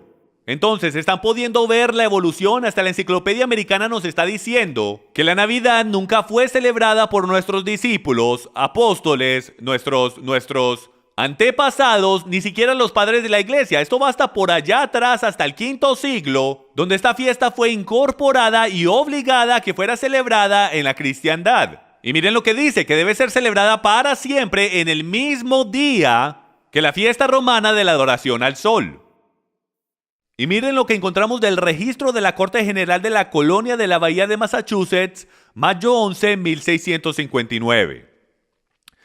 Para la gran deshonra de Dios y ofensa de otros, es por lo tanto ordenado por esta corte y su autoridad que cualquiera que se haya hallado observando cualquier o tal día como la Navidad o semejante, ya sea por evitar trabajo, hacer fiesta o cualquier otra manera, que al descubrir tal conducta, cada persona cometiendo tal ofensa pagará por cada ofensa 5 chelenis como multa al condado. Tanto es que algunos de los primeros estados en celebrar la Navidad fueron Alabama en 1836 y Luisiana y Arkansas en 1838. Tomó hasta casi la mitad del siglo XVIII para que la Navidad por lo menos fuera permitida de ser celebrada en los Estados Unidos. ¿Por qué es que nuestros fundadores, los cuales fundaron este país en el Dios de la Biblia, harían el celebrar la Navidad ilegal? Porque ellos no estaban tan removidos de la verdad como nosotros. Ellos entendían que esas cosas venían del paganismo. Ellos entendían que el Dios de Abraham, Isaac y Jacob, Yahweh, no quería que mezcláramos Cosas que las gentes usaban para adorar a los dioses que él odiaba, para adorarlo a él. Déjeme le hago una pregunta que a lo mejor usted esté pensando. ¿Pero es que acaso no podemos tomar algo que Satanás creó para el mal y voltearlo para el bien? Él conoce mi corazón, ¿verdad? Levítico 18:30. Guardad pues mi ordenanza, no haciendo de las prácticas abominables que tuvieron lugar antes de vosotros, y no os ensuciéis en ellas. Yo soy Yahweh, vuestro Dios. Marcos 7. Pero en vano me honran, enseñando como doctrinas mandamientos de hombres. Porque haciendo a un lado el mandamiento de Dios, os aferráis a la tradición de los hombres. La pregunta es si debemos adorar a Dios 24 horas al día, y si debemos tenerlo en un altar y solo adorarlo a Él. ¿No creen ustedes que lo deberíamos adorar a la manera que Él nos diga? Y no en las tradiciones de hombres, especialmente en las tradiciones de hombres que están conectados con tradiciones de ritos paganos y la adoración de dioses del sol. Movámonos ahora a Deuteronomio capítulo 12, y esto es básicamente el capítulo principal en mi opinión, que nos da una clara imagen de si sí o no podemos adorar a Dios de cualquier manera que queramos, solo porque pensamos que nuestros corazones son puros y sinceros. Y dice esto: y derribaréis sus altares, y quebraréis sus estatuas, y sus imágenes de acera consumiréis con fuego. Y destruiréis las esculturas de sus dioses, y estriparéis el nombre de ellas en aquel lugar. No haréis así para Yahweh vuestro Dios. Ahora, cuando yo comencé mi caminar y empecé a descubrir todas estas cosas, la primera cosa que me vino a la mente después que pensé, eso no es lo que significa para mí, fue de que pensé, bueno, a lo mejor puedo tomar algunas de estas cosas y cristianizarlas, y el Señor va a estar contento conmigo porque le robé algo al enemigo y se lo di a él. Bueno, eso es como los israelitas cruzando el río Jordán, apoderándose de estas comunidades cananitas, y en vez de destruirlo todo exactamente de la manera que el Padre dijo que lo destruyeran, ellos tomaron ciertas cosas como los altares que eran muy difíciles de construir, y ellos dijeron, wow, no tenemos que destruirlo todo en verdad. Tomemos este altar, borrémosle el nombre y pongámosle el nombre de nuestro Dios. Y él dijo, no se atrevan a hacer eso, no se atrevan a tomar algo que fue usado para adorar a un Dios pagano, cristianizarlo, echarle agua bendita y querer presentármelo a mí. Yo no lo aceptaré. No se atrevan al querer adorar a vuestro Dios en esa manera. Y dice, no haréis como todo lo que hacemos nosotros aquí ahora. Cada uno hace lo que le parece bien a sus propios ojos. Miren lo que dice el versículo 29. Cuando hubiere devastado delante de ti Yahweh tu Dios las naciones a donde tú vas para poseerlas y las heredares y habitares en su tierra, guárdate que no tropieces en pos de ellas. Después que fueren destruidas delante de ti, no preguntes acerca de sus dioses diciendo, de la manera que servían aquellas naciones a sus dioses, así haré yo también. Lo que estaba sucediendo era que estaban entrando en estas comunidades y como israelitas creativos estaban tomando algunas de las cosas creativas que los paganos usaban para servir a sus dioses y estaban tomando algunas de esas ideas para servir al gran Dios Yahweh. Y ahí esto es lo que Yahweh dice sobre el tema. Él dice en el versículo 31, no harás así a Yahweh tu Dios, al Señor tu Dios, porque todo lo que Yahweh aborrece hicieron ellos a sus dioses. Pues aún a sus hijos e hijas quemaban en el fuego a sus dioses. Cuidaréis de hacer todo lo que yo os mando. No añadirás a ello ni quitarás de ello. Punto. Deuteronomio 12:32. Entonces podemos ver muy claramente instrucciones de que nosotros no tenemos ningún derecho como creyentes de tomar cualquier cosa que haya sido instituida, dedicada para la adoración de otros dioses y literalmente a cristianizarlas y utilizarlas para la adoración de nuestro Dios. Sencillamente no podemos hacerlo. ¿Por qué? Es muy similar a esta analogía. Es básicamente como ustedes esposos allá afuera que todos los años les compran a sus esposas un regalo de aniversario. Bueno, pretendamos que tu esposa, digamos mejor el cumpleaños. Si el cumpleaños de tu esposa es el 27 de abril y todos los años en el 27 de abril le compras un regalo de cumpleaños como deberías. Pero pretendamos que tú tenías una antigua novia y su cumpleaños era el 27 de marzo. Y entonces tú saliste con esta mujer por 10 años y es más fácil que te recuerdes del 27 de marzo que el 27 de abril. Entonces imagínate ir donde tu esposa y decir, mi amor, ¿tú sabes qué? Es tan difícil para mí el recordarme tu cumpleaños ¿te molestaría si cambiamos tu cumpleaños del 27 de abril al 27 de marzo? Yo no creo que ella vaya a estar muy emocionada de cambiar su cumpleaños hacia el mismo cumpleaños de su enemiga, a tu pareja antigua. No trabaja de esa manera. Hasta en términos humanos nos ofendería el cambiar algo que nosotros apreciamos por algo que no apreciamos. Ahora, ¿cuánto más difícil será para nuestro Creador el aceptar que nosotros hemos cambiado el cumpleaños de su hijo, de su tiempo apropiado durante la fiesta de tabernáculos en el otoño, la fiesta de Sukkot, hacia las fiestas de los dioses de la fertilidad, los dioses del oriente y del occidente? Deuteronomio 4:2. No añadiréis a la palabra que yo os mando, ni disminuiréis de ella, para que guardéis los mandamientos de Yahweh vuestro Dios que yo os ordeno. Y en el capítulo 12, versículo 32 dice, cuidaréis de hacer todo lo que yo os mando, no añadiréis a ello, ni quitaréis de ello. Proverbios 36. No añadas a sus palabras, no sea que él te reprenda y seas hallado mentiroso. Recuerden, él no puede cambiar la verdad. Su única meta es el mantenerte de ella. ¿Y cómo lo hace? Mezclándole un poquitico de veneno. Y no se necesita mucho veneno, amigos míos, para arruinar la cosa entera. Tú a lo mejor digas, bueno, a lo mejor sí importa lo que significa para él y no importa lo que significa para mí, pero Jim, ¿en verdad sí es así de mal?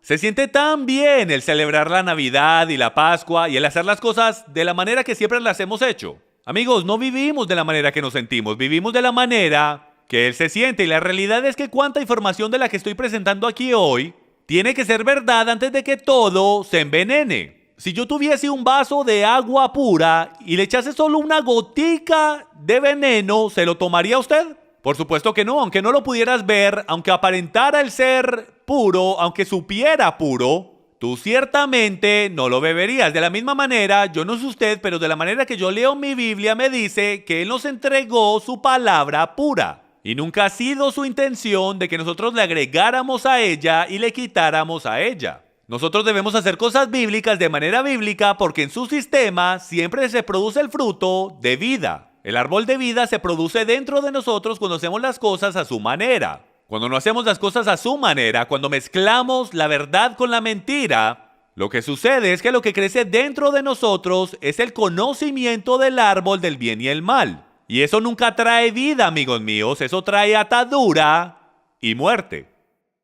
Ahora yo quiero compartir con ustedes algunas alternativas bíblicas, algunos de los currículums que Dios dejó para nosotros para que compartiéramos con nuestros hijos. Esto es lo que Él quiere para nosotros. Tenemos qué hicieron los discípulos en la primavera justo al tiempo de la Pascua. Y como muchos saben es el Pesach, o más bien conocido como la Pascua. Lucas 22:19, y tomando el pan dio gracias y lo partió y les dio diciendo, este es mi cuerpo que por vosotros es dado, haced esto en memoria de mí. Guarden Pesach. Ciertamente la Pascua no estaba por ningún lado en la mente de Jesús el Cristo, Yahshua el Mesías, nuestro Señor, o en la de los discípulos o en la de cualquier persona por cientos de años. Ellos celebraban lo que es llamado Pesach en hebreo, Pascua en español, todos los años en conmemoración de la muerte, entierro y resurrección de su Señor, a través de esa increíble celebración donde solían sacrificar el cordero de la Pascua, en conmemoración de salir de la esclavitud de la tierra de Egipto. Pero hoy en día conmemoramos la libertad del pecado, Egipto siendo metafórico, por la muerte de Jesús nuestro Mesías. Entonces ellos no hubiesen conectado la Pascua con el Pesach porque la Pascua no existía. Primera de Corintios 5:8, hasta Pablo nos instruye aquí. Así que celebremos la fiesta, el Pesach, no con la vieja levadura ni con la levadura de malicia y de maldad, sino con panes sin levadura, de sinceridad y de verdad. Hermanos, si les puedo decir que cualquiera que haya celebrado el Pesach o Passover en inglés, o ha venido a este ministerio durante el Seder, ha descubierto la profundidad de la muerte, entierro y resurrección de Jesús el Cristo, Yahshua el Mesías, dentro de esta Pascua. Yo personalmente pienso que si comenzamos a guardar el Pesach y las fiestas, para nuestros hijos y nuestras familias, comenzaremos a ver el poder de Dios entrar en nuestras vidas como en el primer siglo, cuando no tenían Navidad, no tenían Pascua. Ellos celebraban las fiestas bíblicas, las fiestas en su calendario, no las fiestas romanas. Ahora hablemos de cuando Yahshua o Jesús en verdad nació. ¿Podemos descubrir exactamente cuándo nació? Por supuesto que sí. Podemos seguir la Biblia mientras nos dice y nos da pistas de cuándo nuestro Salvador nació. Comienza con Juan el Bautista. Sabemos que el padre de Juan el Bautista se llamaba Zacarías. Y Zacarías era un sacerdote de la línea de los levitas. Y en el Antiguo Testamento nos dice que él era el 8º curso del sacerdocio levítico. ¿Qué significa eso? Significa que él era la 8ª persona que presentaba servicio de una semana en el templo. Tenían 24 cursos de sacerdotes que servían por una semana.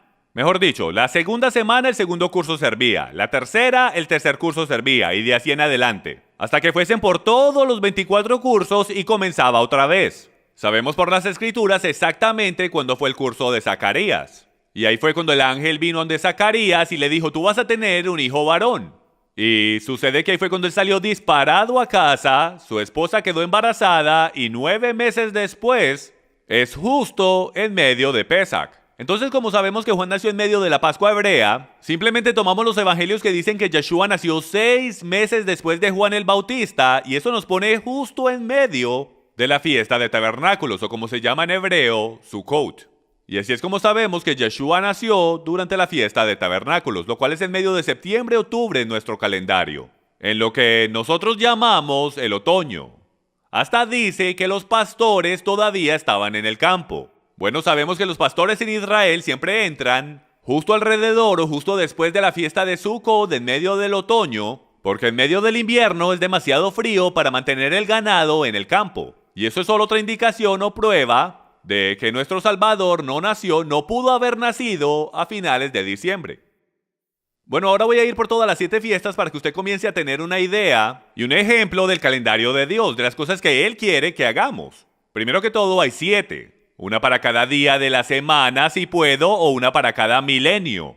Hay 7 millenniums, todo está en 7, por eso es que el 7 es el número de perfección y comienza en la primavera entre marzo y abril con el Pesach o la Pascua hebrea. Y ese es el día en que Yeshua o Jesús murió, se convirtió en el Cordero de la Pascua. Él fue sepultado durante el festival de 7 días de 8 días llamado Pan sin Levadura, donde sacaban el pecado o la levadura de sus hogares. Él se levantó 3 días después, exactamente durante la fiesta de primeros frutos, donde el sacerdote mecería la primera ofrenda de la cebada delante del Padre, y ahí el Mesías se levantaba de los muertos, pidiendo una gran ofrenda en el otoño de su Padre, exactamente como el sacerdote lo estaba haciendo al mismo tiempo. Y luego 50 días después viene la fiesta que llamamos en griego Pentecostés, lo cual en hebreo es Shavuot, que es cuando el Espíritu Santo descendió. Y fueron 1200 años exactamente al día en el pasado que los estatutos y mandamientos fueron dados en la montaña Sinaí durante el día de Pentecostés. Hay tanto aquí, señoras y señores, que si usted nunca ha estudiado esto, las fiestas, los animo a que vean esa serie que nosotros tenemos llamada El Calendario Profético de Dios, donde vamos y analizamos en profundidad todas las cosas que van con todos estos días festivos y todas las profecías que están construidas en ellas, de su primera venida y su segunda venida. Y por el derecho, esas son llamadas las fiestas de la primavera y ya han sido cumplidas, pues todas están conectadas con su primera venida. Él murió durante Pesach, enterrado durante la fiesta de Pan sin Levadura, se levantó en primeros frutos y el Espíritu Santo descendió durante la fiesta de Shavuot o Pentecostés. Las próximas 3 fiestas son llamadas las fiestas del otoño, no han sido cumplidas todavía, están reservadas para su segunda venida. La primera es la más interesante en mi opinión y es llamada la fiesta de trompetas o Yom Teruah, el soplar de las trompetas. Y ustedes estudiantes bíblicos deben de estar haciendo conexiones ahora mismo, porque dice que los muertos en Cristo se levantarán ¿cuándo? Al sonar de las trompetas, de esto es que está hablando. Luego vamos 10 días después de la fiesta de Yom Teruah, la fiesta de trompetas, a Yom Kippur, el día de expiación, donde el sacerdote una vez al año pone la sangre del cordero en el arca del pacto, satisfaciendo la Torá y haciendo expiación de todos los pecados de Israel del año entero. Y la última fiesta, la celebración más emocionante de todas, la celebración de 8 días de Sukkot, la cual está conectada con las cenas de las bodas del Cordero. Es la celebración más emocionante de todo el año de todo Israel, donde el pueblo de Dios se reúne y celebra por 8 días seguidos. Y ese es el reconocimiento de que ahí es que el millennium va a comenzar. Hasta en el judaísmo dicen que cuando el Mesías venga, será en la fiesta de trompetas y la celebración comenzará con la grandísima fiesta de bodas durante la fiesta de Sukkot. Entonces pueden ver las conexiones bíblicas en lo que llamamos el Antiguo Testamento a través de todo este calendario profético. ¿Se pueden imaginar si hubiésemos entendido este calendario desde un comienzo y criado a nuestros hijos haciendo cosas bíblicas de manera bíblica? ¿Llamando cosas bíblicas por nombres bíblicos? Lo diferente y lo fuertes que nuestras familias serían, porque hubiésemos tenido algo a que aferrarnos que es real. Entonces yo los animo a cada uno de ustedes que investiguen estas cosas y descubran por ustedes mismos las verdades profundas que están aquí para todo el mundo. El currículum para nuestras familias, si puedo, de seguir al Dios de Abraham, Isaac y Jacob de la misma manera que lo hicieron nuestros antepasados. Hemos ido por todas las fiestas y he explicado cómo son proféticas de naturaleza. Las de la primavera siendo de su primera venida y las del otoño siendo de su segunda venida. Y el cuánto currículum hay dentro de la palabra para que enseñemos a nuestros hijos y para enseñarnos a nosotros las cosas profundas en él y las mostremos al mundo de hoy. Bueno, mucha gente me pregunta, Jim, está bien, ahora no me siento muy cómodo celebrando la Navidad, ¿qué puedo hacer para reemplazarla? ¿Qué tal si celebro Hanukkah? Bueno, la Hanukkah no es una fiesta prescrita en la Biblia, no es una fiesta requerida, lo llamamos una de las fiestas menores. Así que les voy a dar un poco de historia sobre Hanukkah, porque Hanukkah es una de las celebraciones más emocionantes para mi familia de todo el año. Mis niñas anhelan la llegada de la Hanukkah todos los años. Entonces déjenme, les doy un resumen de 50 segundos de dónde vino la Hanukkah. Porque la mayoría de ustedes no están familiarizados con esta celebración porque es una celebración judía desde nuestra perspectiva. Bueno, si regresas en el tiempo, como 170 años antes de que Jesús apareciera en la escena, como el 168 AC, como 100 años después de que Alejandro Magno había conquistado la mayoría del mundo conocido, otro rey tomó poder. Y el nombre de ese rey era Antíoco Epífanes IV. Y él era un rey malvado, él era un griego. Y ellos entraron a Jerusalén, se apoderaron de Jerusalén y pusieron una estatua de Zeus en el templo. Y entonces no le permitían al pueblo judío de aquel tiempo que le sacrificaran a Yahweh y que practicaran su religión. Eran muy fuertes con ellos y los maltrataban. Hasta que un día ya no aguantaron más. Y ahí el pueblo judío decidió que iban a volver a recuperar el templo de su Dios. Y el hombre que se hizo a cargo de esa ofensiva fue Judá Macabeo, él, los que lo seguían y toda su familia. Bueno, ellos lo lograron y recuperaron el templo. Y ellos hicieron una gigantesca celebración por 8 días después de eso, la cual se comenzó a llamar como el Festival de Luces, el cual celebraron por 8 días, lo más seguro, porque no habían tenido la oportunidad de celebrar la fiesta de Sukkot, que también duraba 8 días porque estaban en servidumbre hacia los griegos. Entonces, todos los años después de eso, todo el camino hasta la llegada de Jesús, podemos ver en los evangelios que Jesús fue y celebró la fiesta de dedicación. Y la fiesta de dedicación en hebreo es Hanukkah. Entonces, podemos ver en los evangelios que hasta Jesús mismo celebró el Festival de Luces. Tanto ese era el mismo tiempo en el año en que él fue concebido. Miren eso, nuestro Mesías, la luz del mundo, fue concebido durante el Festival de Luces.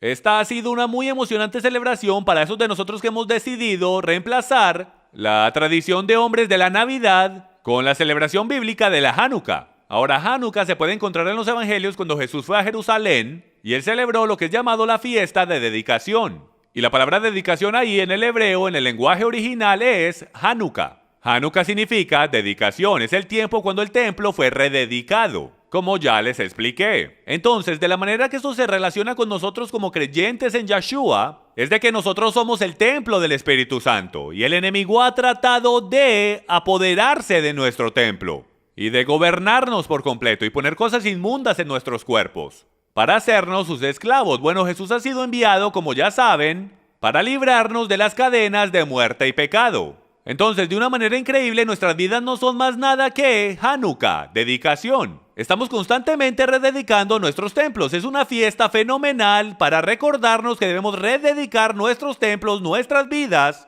hacia nuestro Mesías y de sacar lo que el enemigo ha puesto dentro de él, lo cual es inmundo. Bueno, y esto se hace a través de 9 velas. Es una celebración de 8 días. Y la vela del medio se sienta un poco más alta que las demás, como pueden ver ahí. Y ella se llama la vela Shamash, la vela sierva, la cual representa a Yeshua. Y la vela sierva es la que enciende todas las otras velas, una cada una de las noches. Y mientras yo voy a través de ellas con mis hijas, comenzamos con la luz de la creación, pues cada una de las velas tiene un significado diferente en las escrituras, desde la luz de los mandamientos a la luz de Israel, a la luz del Mesías, de los discípulos, de nosotros, todo el camino hasta el milenio. Y de esta manera mis hijas aprenden las escrituras, algo que es verdadero, algo que es emocionante. No es una fiesta materialista, reciben un regalo al año durante Hanukkah y a ellas les encanta. ¿Por qué? Porque traemos visita, es como el Día de Acción de Gracias todas las noches, vamos a las casas de otros, ellos vienen a la nuestra, es una celebración que amamos y nos encanta y lo mejor de todo es que la podemos encontrar en las escrituras. Entonces los animo a que aprendan sobre esta fiesta y la consideren como una alternativa a la Navidad. Los bendecirá de gran manera como lo ha hecho para mi familia. Amigos míos, hasta algunos de los líderes cristianos más influyentes en los Estados Unidos se rehusaban a celebrar la Navidad y la Pascua porque conocían sus orígenes paganos. Miren lo que dijo Charles Spurgeon el 24 de diciembre de 1871. No tenemos estima supersticiosa por tiempos y temporadas. Ciertamente no creemos en el presente arreglo eclesiástico llamado Navidad. Primero, porque no creemos en la misa en nada, sino la odiamos, ya sea dicha o cantada en latín o en inglés. Y esto fue el día antes de la Navidad. Y continuó diciendo, y segundo, porque no hallamos ninguna orden escritural para observar ningún día como el nacimiento del Salvador. Y a consecuencia, su observación es una superstición porque no es de divina autoridad. Amigos míos, este era uno de los pastores más espiritualmente respetados en todos los Estados Unidos, Charles Spurgeon. Y él mismo lo dijo, la Navidad no tiene ningún origen divino, no tiene ninguna autoridad divina, absolutamente no lo debemos celebrar porque él sabía que esto viene de culturas antiguas paganas y de orígenes cúlticos. Aquí tenemos algunos de los orígenes de estas cosas. Constantino 325 DC dice lo siguiente: es aparente que las iglesias de Siria y Mesopotamia, las iglesias del Oriente, continúan siguiendo las costumbres de los judíos. ¿Por qué? Porque ellos estaban haciendo las cosas según la Biblia, ¿ok? Y celebran la Pascua hebrea en el día 14 de la luna, ya sea el día domingo o no. Todas las otras iglesias observaron la solemnidad el día domingo solamente. Y la razón por lo que esto es tan importante es porque la Biblia dice que celebremos la Pascua hebrea o el Pesach en el día 14 de Nisan, ¿ok? Lo cual es el día 14 del primer mes en el calendario hebreo. Entonces a todas las iglesias en el 325 DC, él les dice, aparentemente las iglesias del occidente, las cuales están cerca a Jerusalén, y obviamente más cerca a los apóstoles, discípulos y a la verdad, ellos no se alejaron de sus costumbres y se comprometieron con creencias romanas de adoración al sol. Ellos continuaron guardando la resurrección de su Señor en el tiempo recomendado por los apóstoles y por Yeshua mismo, que fue el 14 de Nisan, Pesach. Mientras las iglesias romanas lo comenzaron a guardar en el primer domingo después del equinoccio invernal, lo cual está conectado con el domingo de Ishtar. Y termina diciendo, este tema habiendo sido discutido, ha sido decretado celebrar la Pascua en el mismo día, domingo, lo cual es la práctica de Roma. Y miren lo que dice, debemos perpetuar para todas las edades futuras la celebración de este rito. Amigos, hemos hecho esto, hemos literalmente celebrado perpetuamente lo que Constantino, el emperador romano, nos dijo que íbamos a hacer. Él comandó que todos los cristianos lo deberían de hacer y eso es exactamente lo que hemos hecho. Hemos celebrado, y no un rito de la Biblia, sino un rito de el antiguo Roma. Así que en el día de hoy pueden ver que el plan de Satanás es de detenernos de celebrar las fiestas que Dios nos dijo que celebráramos. Él tomó estas verdades y las mezcló con idolatría pagana y ¡puf! Una nueva ley escrita y una nueva tradición.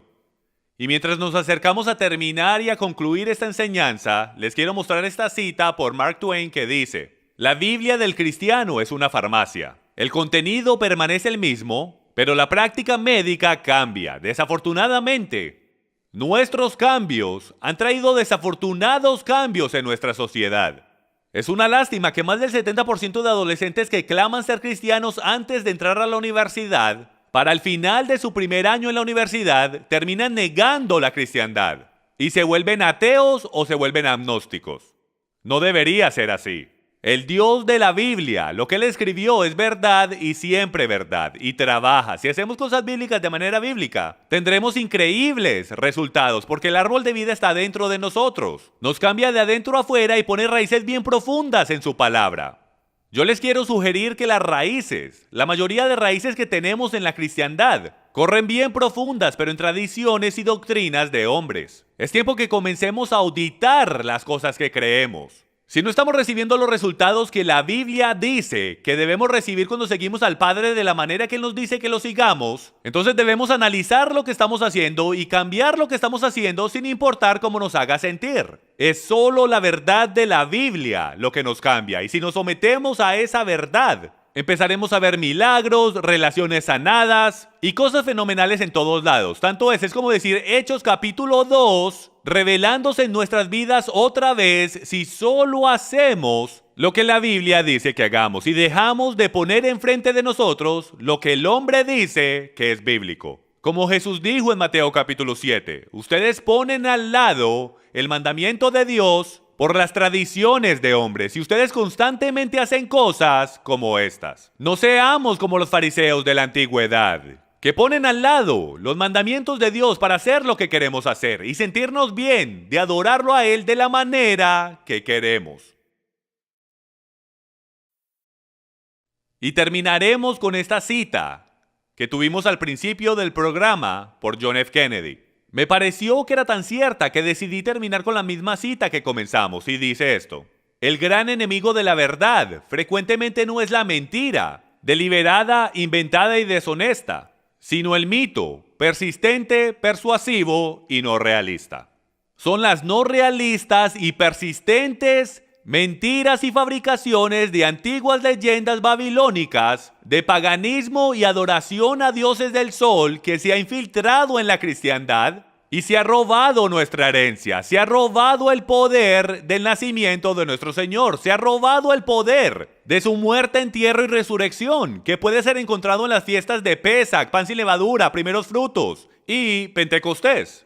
Nuestros hijos ni siquiera conocen las fiestas de la Biblia porque los hemos alimentado tradiciones de hombres. ¿Por qué nos sorprendemos cuando se alejan de Dios sabiendo que no hay raíz sembrada en ellos? Tenemos que volver a la Biblia, señoras y señores, a las cosas que están detalladas en las Escrituras. Debemos sacar de nuestros hogares los ídolos desde su perspectiva. Porque solo hay dos perspectivas en todo el universo, la perspectiva nuestra y la de Él. Desde nuestra perspectiva es bien parecido al becerro de oro. Hace 3000 años, cuando los mandamientos fueron entregados, ellos crearon un becerro de oro porque perdieron a su mediador entre Dios y los hombres. Entonces crearon este becerro y empezaron a adorar a Yahweh a través de él. Lo dice directo en las Escrituras. Aarón dice, mañana habrá celebración para Yahweh.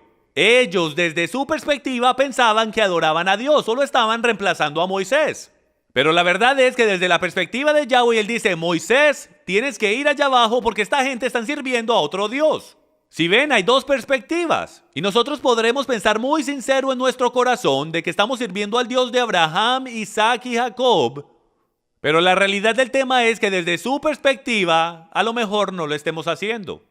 Porque la única cosa que importa en este universo, amigos míos, es hacer las cosas a su manera.